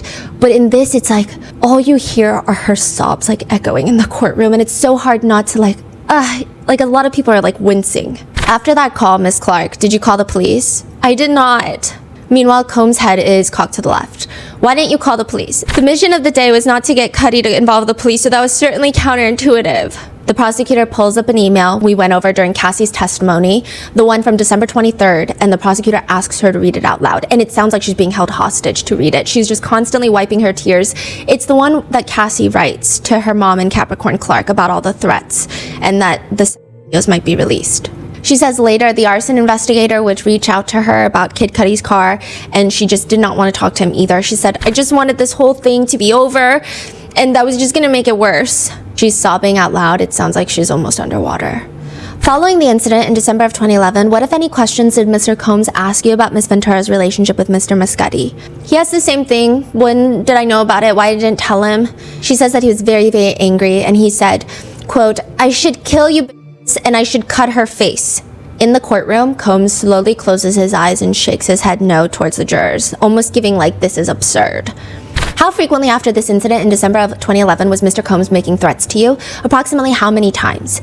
I'd say once we got to December of 2011 into that summer, I would say 50. She does mention that she told the CEO of Bad Boy, Harv Pierre, about it, to which he just says, that's crazy, but it's going to be okay. Capricorn says he also tells her that she, Capricorn, and Cassie can't really be friends anymore, that they can only interact for work. Now, there are other parts of her testimony that were cross-referenced with other testimonies, and it seems like Cassie was not the only one that was participating in freak-offs. I know that in our four-part series that we did before the trial even started, this was in 2024, there were allegations online and rumors circulating that Kim Porter was also part of the freak-offs. David James, the other assistant, says that he was part of the hotel setups. He called it advancing the hotel. So you go in advance and you make sure it's ready for Combs. He says, in New York City, for example, if he asked me to advance a hotel room, I'd go back to his apartment, I'd get like a Jordan sweatsuit, fresh pair of underwear, some socks, some slides. I'd also bring a toiletry bag, and I would bring the iPod speaker base. And then next to the Trump Hotel, which he loves, there's a Dwayne Reed there, and I'd go get there like a few different food items, applesauce, Jell-O, Fiji water, and then we'd always have some Ciroc vodka and Simply lemonade as well. I have a bartender full time that just stands here and makes me my favorite drink. You take 1.5 ounces of Ciroc vodka, 3 ounces of lemonade, shake it up, that cool, refreshing drink.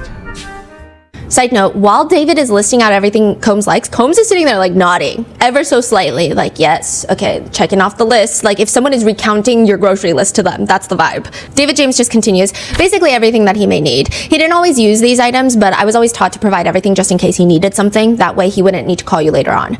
He also needs his infamous Louis Vuitton med bag and that he always carries, according to David. Also, $10,000 in cash, sometimes more. When describing the med bag, David says, there were probably 25 to 30 different pill boxes or pill bottles. Some of them were unmarked, so I was not familiar with what they were. Some were just like Advil, Tylenol. He had water pills to make him lose weight. He had a Viagra in there. He had some pills that helped increase his sperm count, for example. He had ecstasy and Percocets in there as well. Side note about those ecstasy pills, he says there were various kinds, but one in particular that stands out is, quote, it was in the shape of a former president's face. Which former president? President Obama.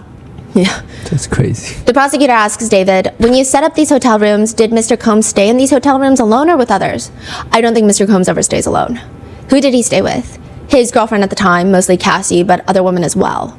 There is an odd moment in David James's cross where Mark Agnifilo starts asking him about all of the traveling and all of the advancing of the hotel rooms, and David James goes into a whole ketchup monologue. When they travel to London, to the United Kingdom, ketchup, Heinz 57 ketchup, like they needed that. I don't know if this is what he's saying. I don't know if you guys have ever been to London before, but the ketchup in the UK is not similar to the ketchup in America. He would not be happy. I mean, ketchup was a big item that he always needed for his food, so it's just the consistency to create a consistent environment. So during this ketchup rant, Combs is just like smiling and happily nodding along, and everybody's in a lighter mood. But then it goes from ketchup to applesauce. Side note, he eats applesauce on his cheeseburgers. Like he eats applesauce with a lot of things. Then the conversation goes from ketchup to applesauce to Astroglide and baby oil. And at this point, I think Combs is uncomfortable with the sudden emotional shift because he raises his hands at the mention of baby oil. He rubs them in his lap like he's putting lotion on. But then he like realizes it's weird because he's not putting lotion on. So then he puts them in prayer hands, and then he leans his head forward, presses his forehead into his fingers, and then moves on. It was just like a very odd set of movements. It felt like he was instinctively rubbing his hands, but thought it would be perceived weird, so he carries out the rest of this awkward set of movements.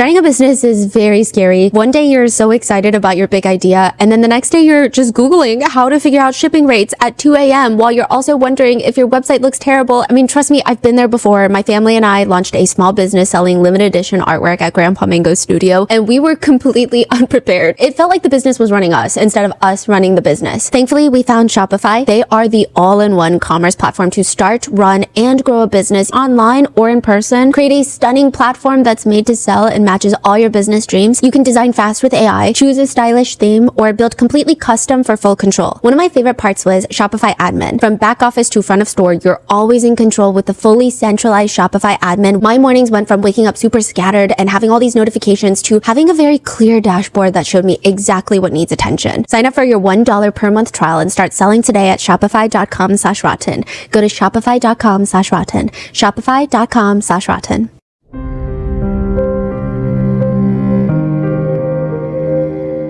Now, Capricorn Clark also testifies that she advanced many a hotel rooms, but she said mainly it was for Combs and Kim Porter.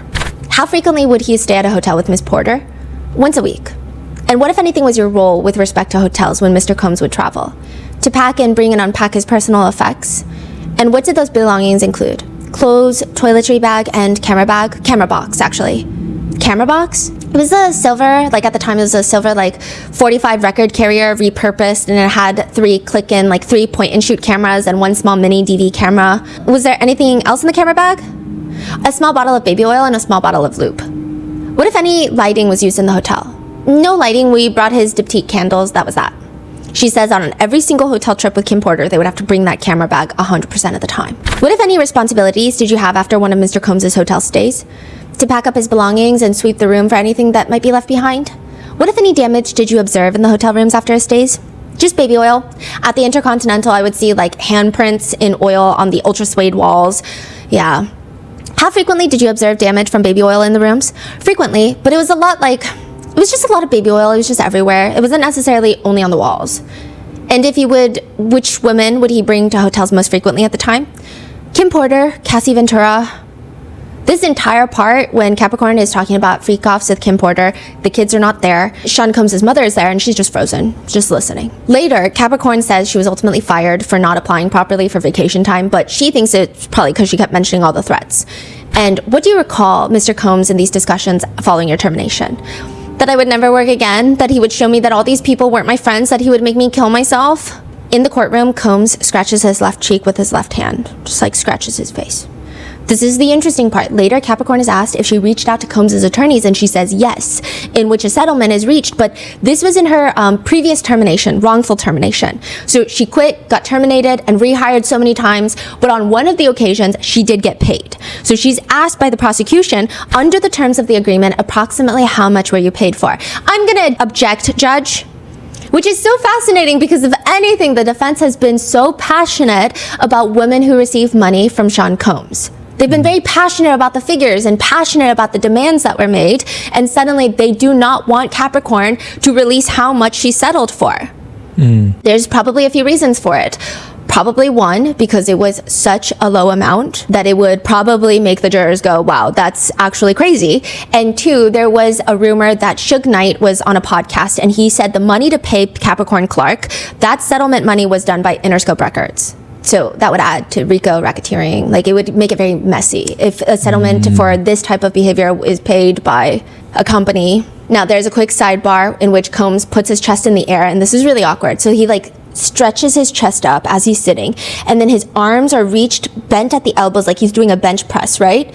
It looks like he's just stretching, but he has this very awkward moment where he just kind of pumps his fist twice. And then he stops. And I think I think he felt awkward doing it. It just felt weird. Maybe he wanted to do a bigger movement, or maybe he realized this is not a movement he wants the jurors to see. He stops himself. It's just weird. Meanwhile, Capricorn Clark is sitting there super emotional. Sean Combs' sister and the person next to her are giggling, perhaps about something unrelated. I don't know. They're just in the pews giggling during the sidebar. Mark argues during the sidebar. So the objection, I don't know the amount.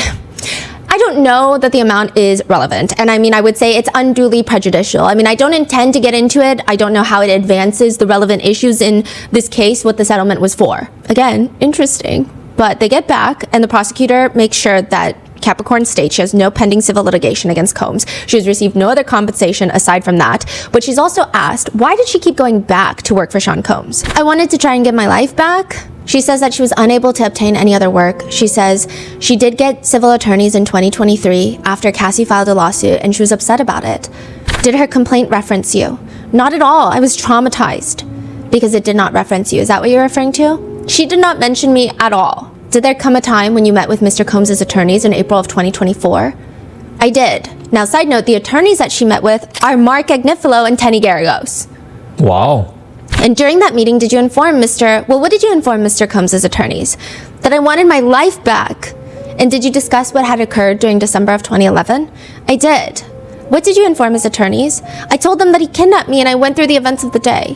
Your Honor, I'm going to object this as hearsay, which is actually interesting because they were the ones at the meeting. The prosecutor asks Ms. Clark, were there any discussions about you working in some capacity again for Mr. Combs' companies? There was. And just generally, what was discussed? Like, what would it look like? Like, if I came in as chief of staff, got him up out of there, put him in rehab so that somebody that was around in the inception of a lot of this business deals would be back in place? Did you hear from Mr. Combs' attorneys again? No. The direct is finished soon after, and the judge starts to speak. All right, so this is a good time for us to... Mr. Agnifilo stands up, like he's wound up like a spring. Can I start, and then can we have a break unless we all want to stop now? Whatever you want to do. Well, we're taking a break, which is what I was doing, and then we'll come back. Oh, okay, I'll take a break too. Thank you. Members of the jury, we will take a short break. It's 11:14. We'll come back at 11:40. All rise for the jury. As everyone is leaving the courtroom, Brian Steele starts rubbing Sean Combs' back. During that break, Combs and his mom are just like having full mouthing conversations.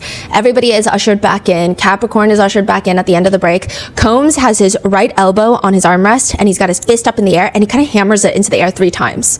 It's weird. It's like whiting. I didn't know what that was.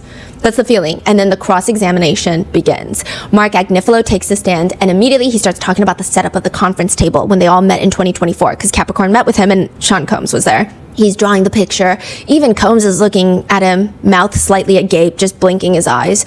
And Mark's whole point is how during the meeting in 2024, Capricorn asked Combs to come back to work as his chief of staff, which Capricorn states, yes, she did bring that up. And tell me if this is right. What you said was, you've always been able to take care of him. I don't recall saying that. Okay, do you remember saying he wouldn't be in this mess had he kept me around? And then she looks at the jury and said, I probably said something like that, yeah. So I think Mark is again trying to prove a point, but she's just so honest. She's like, yeah, I probably did say something like that. During cross-examination, especially when they're working in his favor, Combs loves looking towards the jurors. So he's doing that a lot. And you said, tell me if this is right. You said you didn't think that Miss Ventura was good for Mr. Combs. Correct. And you believe that? Correct. Okay, do me a favor. Tell the jury in your words why you think that's true. I just felt like they were toxic as a couple. At one point, Mark says he's going to call Sean Combs Puff because that's what Capricorn is comfortable with. And the judge is constantly, like this has happened multiple times. The judge keeps saying, no, we're going to call him Mr. Combs. Okay, judge, that ends that. We're going to call him Mr. Combs. Why does he want to call him Puff instead? I guess it makes him more...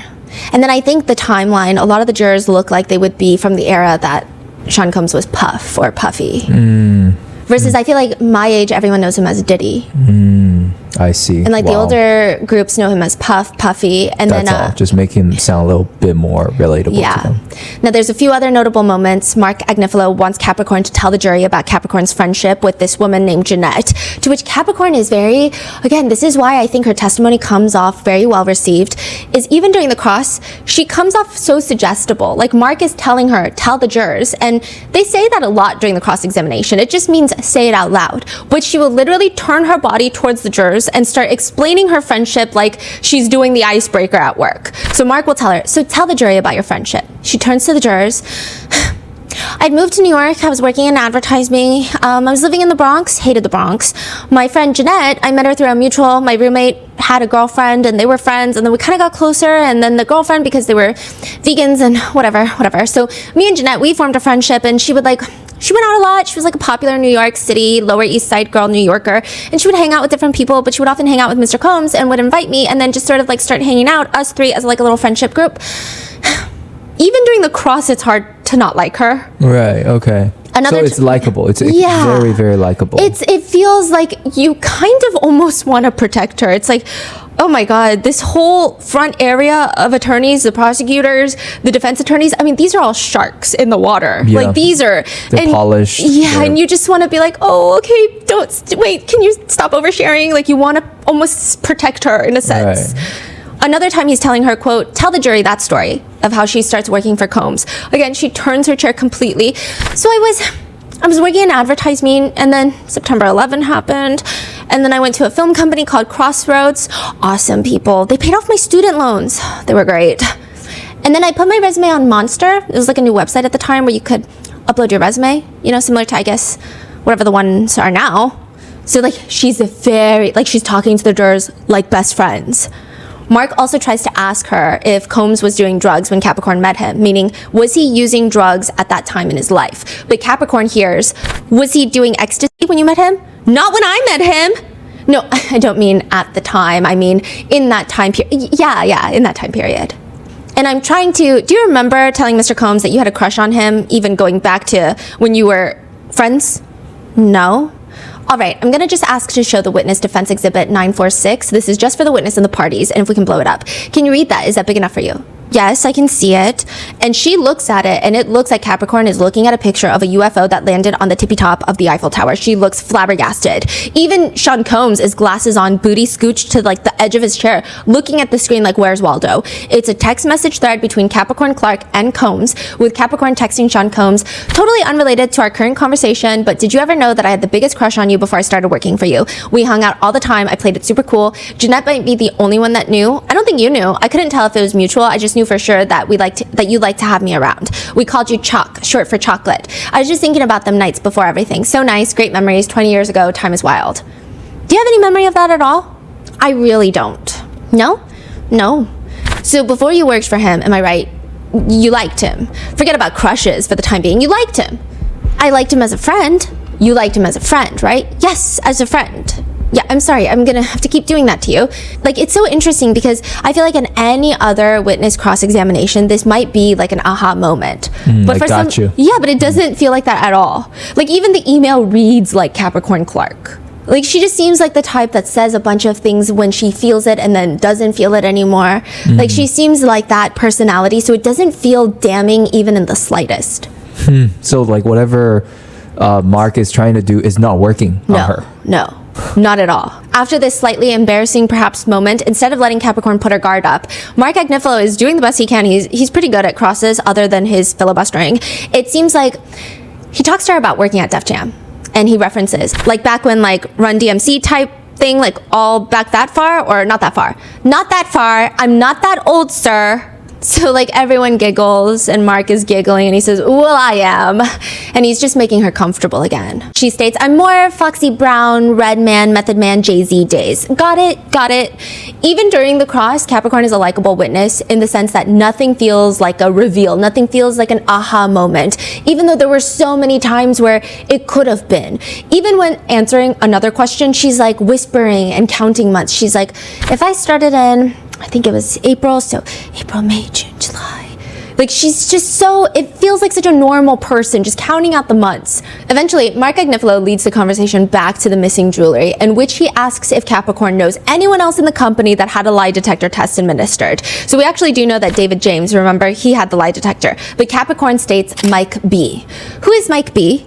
Mike B was his stylist. Now, side note, I did not think that this part was that important because I'm like, if he testifies later or if his name comes up more frequently, because like Uncle Polly, D-Rock, Bonds, like these people's names come up nonstop. Gina, like Vashta, Christina Coram. These are all people that are coming up repeatedly. This is like my second time hearing Mike B until I see Combs's best friend in the pews. He had his notebook closed on his side with his pen inside and he was falling asleep. Like he's fully falling asleep. His eyes are closed. He hears Mike B. He startles awake, grabs his notebook and starts writing. So then I start writing in my notebook, who is Mike B? Exclamation, exclamation, exclamation. That's crazy. Yeah. Like just that name. Yeah. And he start writing something. Yeah. I don't know what. Eventually, Mark goes into the actual lie detector test. He's trying to question the credibility of the story because I guess to some people it could sound crazy. He's trying to lean into that, but Capricorn is firm. And you were all hooked up to the lie detector test equipment all day for 5 days? Not all day. He would unhook me to review the test. Okay, and this man, you had no idea who this man was other than the description you gave us. You have no idea who he is? No, I do not. And you were hooked up the whole time? I wasn't hooked up the whole time. I would take the test, you would unhook me, we would review it, we would do it again. Okay, so how many individual lie detector tests did you get? I didn't count, but I kept doing it every day. He starts trying to ask, why didn't you tell HR? Which I thought was kind of a goofy line of questioning.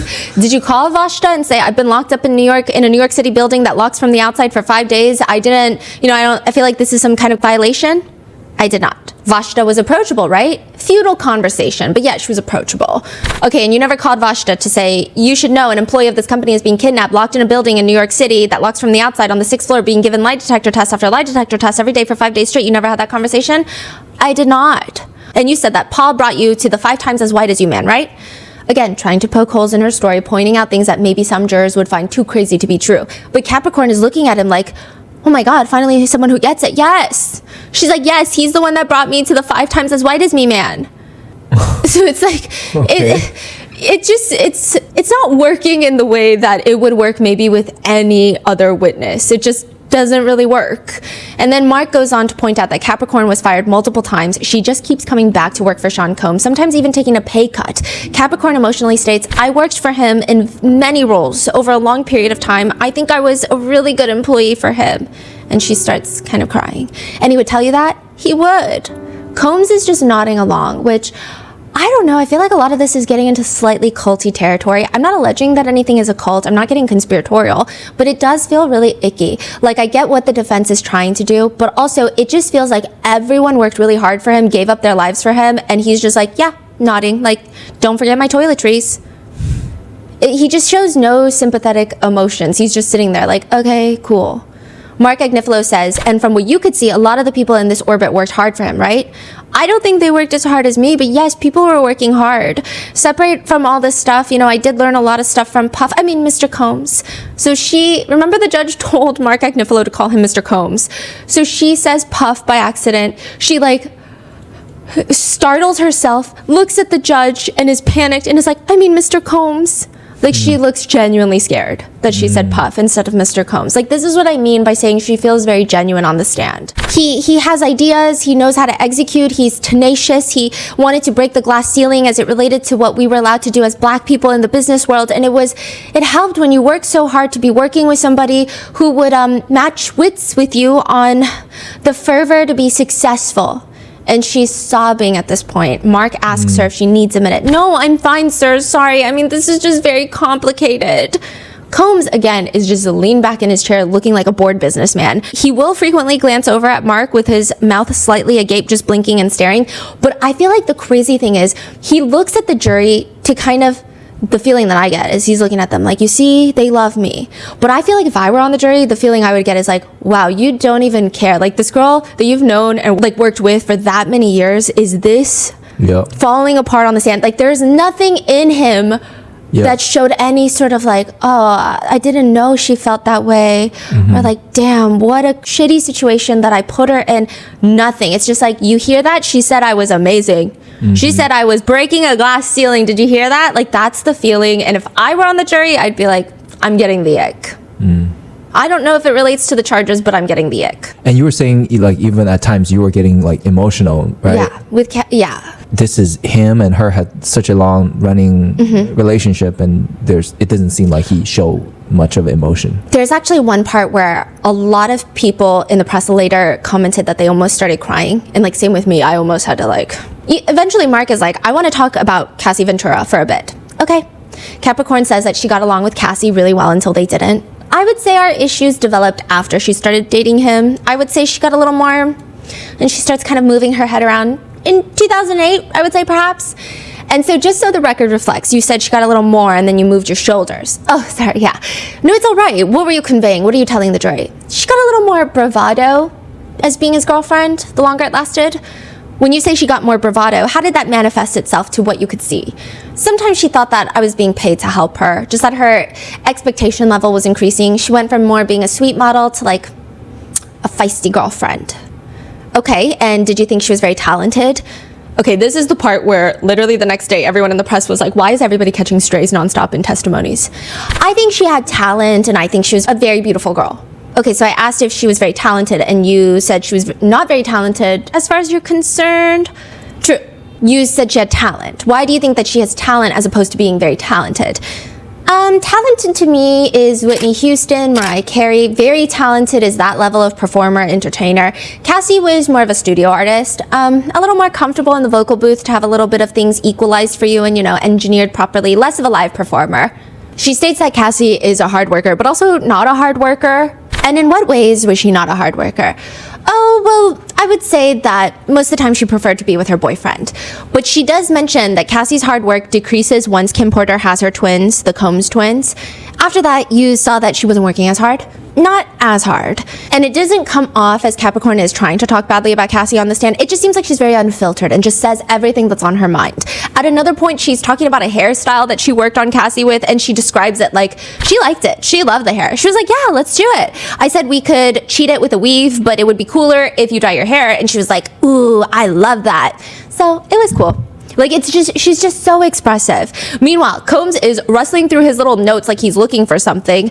And later, Mark Agnifilo asks Capricorn, okay, now at what point do you and she go to Best Buy and get her a burner phone? So remember, because she's the one that recommended Cassie get the burner phone? Mm-hmm. After we went hiking with Cuddy that day, Capricorn is explaining that she told Cassie she needs a burner phone. And where did you get that idea from? I mean, I know it sounds naive, but where did you get that idea from? Capricorn looks at him like he's growing 3 heads. Like, my parents died when I was 17. I'm from Los Angeles. I don't know how to answer this question. I'm smart. And then everyone's just giggling because it's just two of Capricorn's attorneys. They even look at each other and they smile. Oh. And they're right in front of us. But Mark is not done. He's never done. This is filibuster Mark Agnifilo. So he's able to sneak in a question telling and asking Capricorn where Sean Combs was in December of 19th, 2011. So mind you, all of the Kid Cudi stuff is happening right before Christmas in 2011. Mm-hmm. But he's like honing in. Do you recall if he was on December 19th, 2011 at an orphanage in Kazakhstan? I just remember he was in Russia. I don't remember exactly, but I just remember he was in Russia or something like that. Okay, do you remember seeing photographs of him on the internet at an orphanage in Kazakhstan in December? And it just felt so random. It felt like he was throwing it in there to be like, hey, by the way, my client is a philanthropist. Hey, my client saves dying puppies. Is anybody listening? Brian Steele's not listening. He's falling asleep. He's over this. Meanwhile, Sean Combs, full smiles. I'm seeing so much teeth. Sean Combs smiles, and then he leans over to Tenny Garagos and mentions something, and it's like super quick. And then Tenny nods. But then after nodding, she leans in towards him, whispers something super quick, and then suddenly his full smile, gone. It was giving like, hey, maybe don't smile when they're talking nicely about you. And it was just like so goofy. Brian Steele, fully asleep. Mark goes on, moving on to the next thing, and he goes on to debate whether or not the day of the alleged kidnapping, Combs pointed the gun at Capricorn or if he was just waving it around. Capricorn states that he was waving it around, but Mark says, according to the government meeting notes, it says that previously she said he was pointing it at her, which the feeling being pointing it around, waving it around. I mean, still kind of a gun, right? Yeah. At one point during this very intense line of questioning, we hear a scream from the other side of the gallery. My heart dropped completely because it was like a very intense moment. Even my researcher was like grabbing my arm because she was startled, but it was actually just somebody sneezing on the other side. But it genuinely sounded like a full-on scream. And there's this brief moment before Mark continues about the night of the alleged kidnapping where he wants to know the location of the car and all the pertinent questions. There's a lot of back and forth. And then Mark establishes that Ruben, Combs, and Capricorn get into the Escalade. They drive to Kid Cudi's house. They park on the side of the street. The car is on a hill. So it's going up the hill when they're parked. Meanwhile, Capricorn is like sneaking a call to Cassie when they leave and they break into Kid Cudi's house. And he's like, you saw them go through this door. This is like the outside door into the courtyard. Yes, sir. Okay, did it seem like anyone had a key? No. Did it seem like they pulled the door hard and it opened? Like, what did you see that allowed them to get through the door? Whatever they were doing, their backs were to me, I don't know, but I was not really engaged in how they were getting in. I was waiting for them to get away from me so I could use the phone. But wouldn't you be watching them to see if they're actually going to be getting away from you? I mean, the key thing here is they don't get through this door, this ends right here, no? Objection? Let me ask a different question. Why wouldn't you be staring right at the door to see if they can get in through the door? Objection, argumentative. Rephrase. Were you looking at the door to see if they could get through the door? I was looking at their backs. Okay, as you're looking at their backs, what on the other side of them is this door, right? Yes, but I would say at this point I was kind of sort of not really paying attention. I was so in my head trying to think about the next step, and I was praying that Cuddy wasn't inside of there. Okay, so what you're telling us is you haven't the vaguest idea how they got through this door. Is that about right? I don't. She says after they get past the door, they run into the courtyard towards Kid Cudi's actual front door and presumably break into his actual house. She grabs her phone and calls Cassie. Could you tell from your side of the call if Cassie was on the phone with speaker with Scott Muscati present with her when you called? Yes. And they're asking her what she said, which is interesting because Kid Cudi testified he didn't know that Sean Combs had a gun. Capricorn is testifying she specifically told them on the phone call that Combs had a gun, but she didn't know that Kid Cudi was there. She's asked, what exactly did you say about the gun? I said, Puff came to my house with a gun. We came to Cudi's house to kill him. He's in there right now. And then I heard, they're in my house. Okay, so you said it quickly. I said it very quickly. I didn't want him to see me on the phone. My question is, you would want to make it absolutely clear that Combs had a gun, right? It wasn't about being clear. I was furious at her now. And I was like, what the hell? And I'm just letting her know as fast as I can without him knowing I'm on the phone what the hell is going on with me. I'm asking about the gun part. I said, yes, he came to my house with a gun and he took me to Cudi's house and we're here to kill him, sir. At this point, Combs starts shaking his head rather intensely, like, no, we're not. To them, did anyone say anything back? A gun? He has a gun? Was there any acknowledgement of the fact that you said gun? No. I heard, he's in my house. And everyone just kind of started giggling because it's like, how many times is she going to have to say that in that voice? Now, when you called Cudi and Cassie, were you on a three-way call with Lauren London? This is a friend. No. Do you remember telling the government that you were? She was on the phone, but not the whole time. Okay, when did you call Lauren London? Right before I called Cassie. Let's break this down for a second. I want to understand this. You're in front of the house. Combs has a gun, right? Combs and his gun and Rube somehow get through that door and are now in Cudi's house, right? Who is Lauren London? Lauren London was she was Nipsey Hussle's partner for a really long time, and then he passed away, and then there were rumors that Sean Combs and Lauren London dated. I see. So they're just, okay, Yes. got it. You don't know at that moment whether Cudi is there or not, right? I don't. So you call Lauren London. She was the only one that was sort of in our orbit as related to me and Cassie, and she was like my sister at the time. I will say this is confirmed by gossip blogs. They're like, everyone thought they were blood sisters. They're not. They're like best friends. And just wanted somebody to know where I was if he was in that house and that he did get killed. I didn't know. I just needed somebody to know where I was in that case. It all went really bad, so I called her for my protection. I just needed somebody to be aware. So tell us exactly what you said to Lauren London. I'm just like, Lauren, I'm at Cudi's house. Puff brought me up here and I want to run, but I'm scared of the mountain lions. Scared of the mountain lions? Yeah, it was early. If you're familiar with the Hollywood Hills, there's mountain lions and coyotes. I was just scared. And I just needed to talk to somebody to get my head on straight. It was so early in the morning. Which, interestingly enough, even though Capricorn is, quote, changing her story, with any other witness like Dawn Richard, it felt damning because I think of the way that Dawn Richard did the testimony, the way that she was responding to some of the questions and judging by the jurors' faces. But nobody seems fazed at all by this. In what way is her story changing? I guess she never mentioned Lauren London. Yeah, but the defense attorneys are going to say that's a story change. And I'm sure when it's the defense case in chief, the prosecutors are going to do the same thing. Right. But the way she explained it, it's like, well, duh, I just, Yeah, she's like, why wouldn't you call your best friend? I called my best friend. Is that crazy? Yeah. Did you wake Lauren London up? I don't remember her status. Okay, how long did you talk to Lauren London? Seconds, maybe 30 seconds. It was fast. I had to get off the phone because Puff kept popping out into the walkway and in the courtyard. I really don't remember, but I do remember making a call to Lauren, and I do remember making a phone call to Cassie. Are you aware that Lauren London and Combs were friends for years after this? I am. You are, right? They're still friends. I mean, not at the moment, but they were friends until a couple years ago, right? Which I felt like, I get his point that Lauren London is still friends with Combs after her best friend Capricorn is allegedly kidnapped by him by gunpoint. But the last part, I mean, they're not friends now. Definitely also doesn't help the defendant. I just find it interesting. It's just very hard to destroy Capricorn's credibility. Even when geographically, sometimes Capricorn's story does not make sense. She says after calling Cassie, she hears Kid Cudi coming to the house. Soon enough, she sees him pull up in the Porsche, and what happens next? He stops next to us, next to the Escalade. Puff and Rube look at him, see if he's gonna get out of the car or what's gonna happen, and then he speeds off and they jump in the car and we chase him. Up the hill. And are you aware of the fact that when you go up the hill, the only way to get back down to the main roads is to come exactly the way you came? That's not true. Mark and the defense team pull up a map of where Kid Cudi's house is, and he is explaining more so to the jury that Capricorn said that this is where they went, but all of this leads to a dead end. That doesn't make sense. And then he's confirming with the map, but they all seem to be dead ends. Do you see that, Capricorn, Miss Clark? I mean, I would imagine that this is a big aha moment, but Capricorn is firm, but they're not. To the point where Mark Agnifilo is so taken aback, he says, do you know something we don't know? I mean, you can ask somebody that's a technical person, but Skyline, if you go from Hollywood Hills Road to Skyline, you can get yourself back on Mulholland, and then you can get yourself back to Laurel Canyon, and then you can go towards Beverly Hills on Mulholland, or go back down Laurel Canyon. She says this with so much confidence that I had to go home and research whether or not Mark Agnifilo used older maps to try and confuse Capricorn.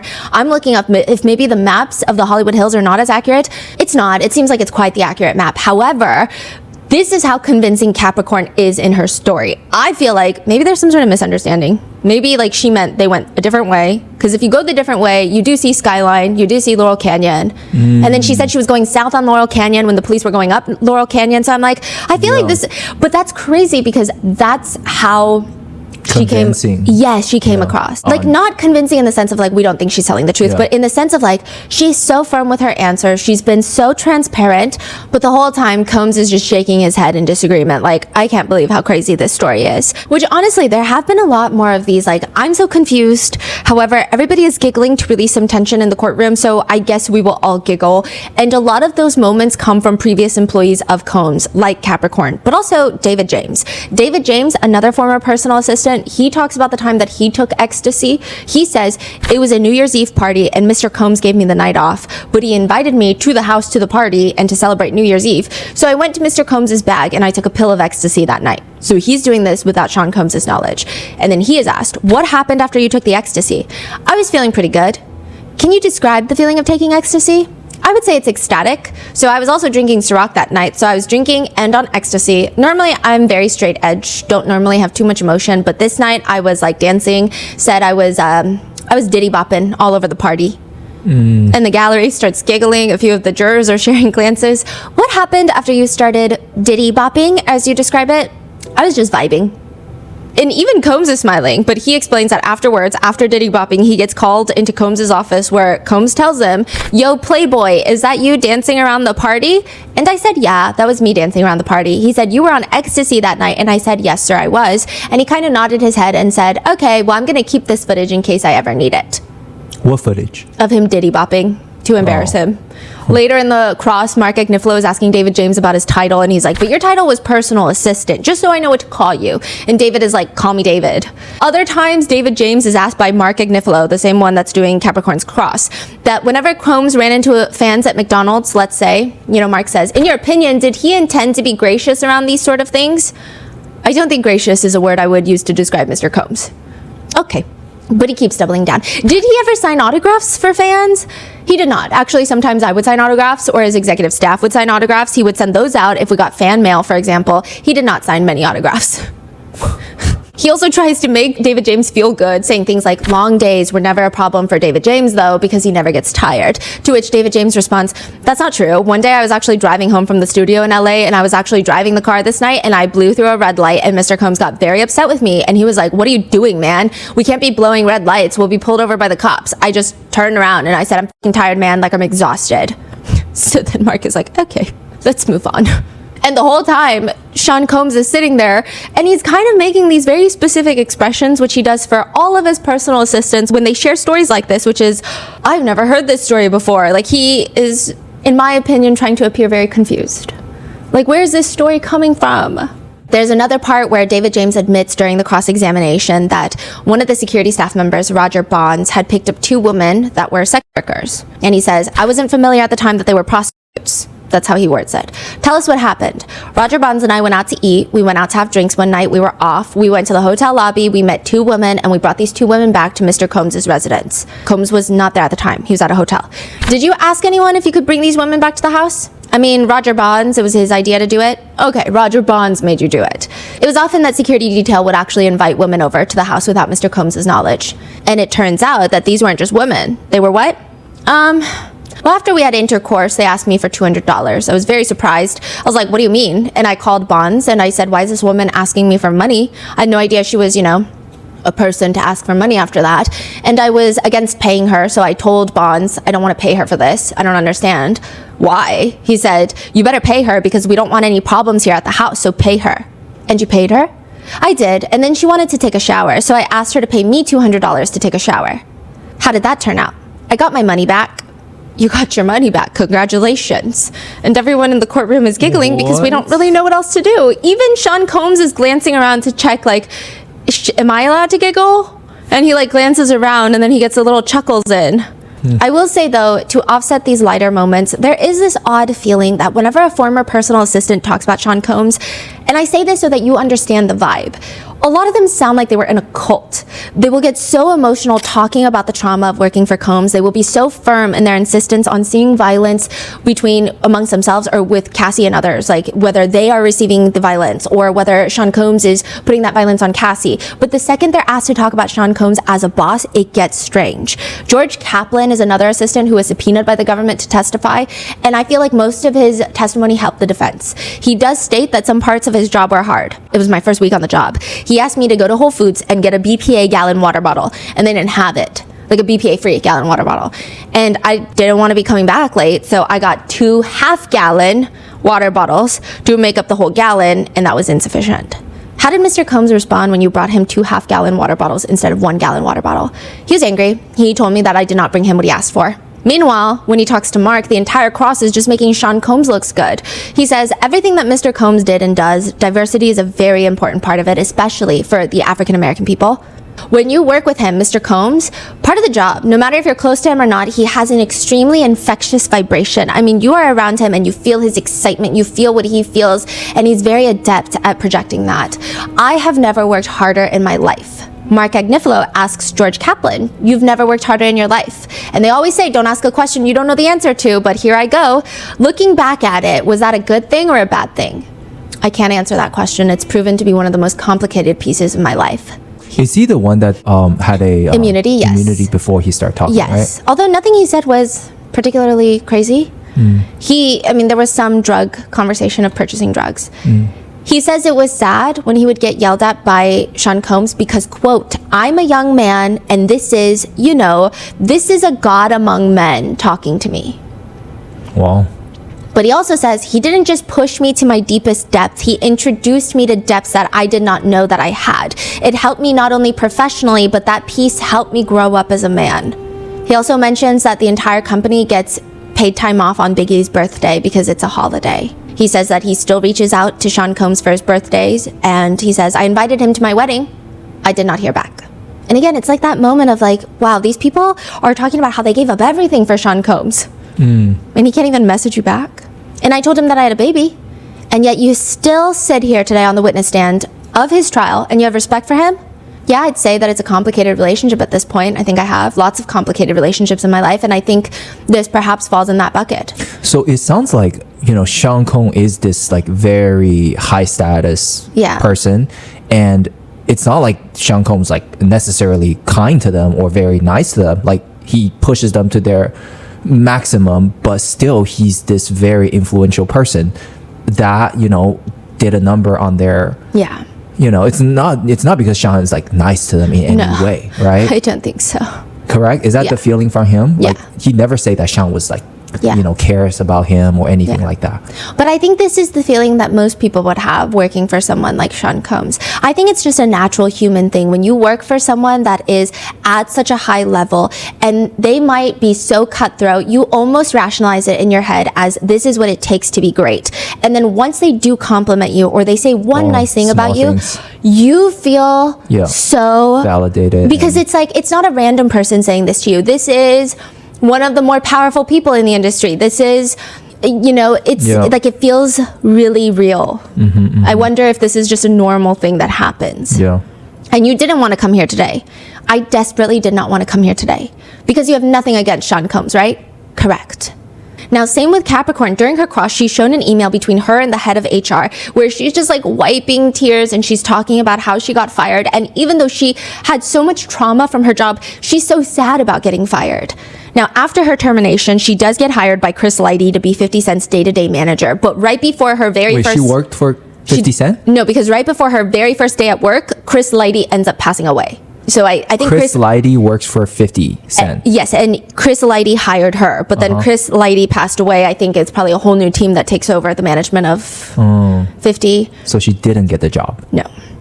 Then another email is brought into evidence, then a text thread between Capricorn and Combs, and it reads with Capricorn asking, "Are you okay? Is your mom okay? Hope all is well, XX."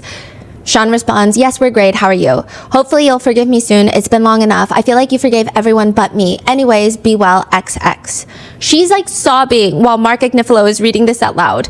Then another email chain from Capricorn to Sean Combs, where she writes to him, "Hope you're well. Your grace period to be mad at me has long exceeded the agreed upon time, man. LOL."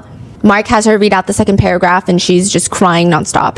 "My hope for this year is for you to make good on your promise to get other things and actually be my friend again. Hopefully retrospect has taught you that I just minded my own business and grown people did what they wanted to. She was clearly never my real friend because she didn't clarify that to you. So many of your other so-called friends knew things too and you still f with them. She just must have wanted me in particular gone." So she's talking about Cassie, she's talking about the Kid Cudi, and she's talking about how there are other people in Combs' life that have done worse and he's still friends with them. And she's upset. So much so that Mark is telling her, take your time, take your time. Take a second if you need. Take as much time as you need. Sorry. There's nothing to be sorry about. And she's explaining, "I felt, again, I told you this is just so complicated for me. I felt that I was somewhat of a protector for Puff. And if you could get me away from him, he wouldn't have someone looking after his back that actually was looking out for him. So that email is me pleading like, dude, just let it go." And she starts sobbing. She apologizes again for being emotional. "That's all right. That's okay. Take all the time you need. There's no rush." And yeah, it's just sad. Diddy's just nodding. He has no reaction in the courtroom. And the judge is very sweet with Capricorn. He tells her, "Miss Clark, is it okay if we go on?" "I'm sorry." "Don't be sorry, please." Even Mark Agnifilo chimes in, "You're okay." Capricorn looks at the judge. "I apologize for my language today." The judge looks at her. "Do not apologize."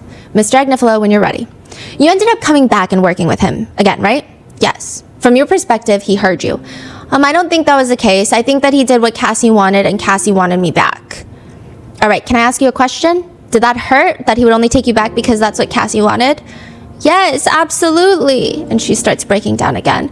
"This is my whole life and their shenanigans. I have no parents. My son has autism. He's nonverbal and my stakes are higher, sir." This is the part where I said a lot of people were tearing up. I think it's like because with everyone, you just keep hearing, "If you were so scared for your life, why did you keep going back?" Which I think is already like not the best question to ask anyone. But I think with her, it's the way she says it puts it so much in perspective. Like sometimes not everybody has hundreds of millions of dollars and choices. So yeah, and you just feel.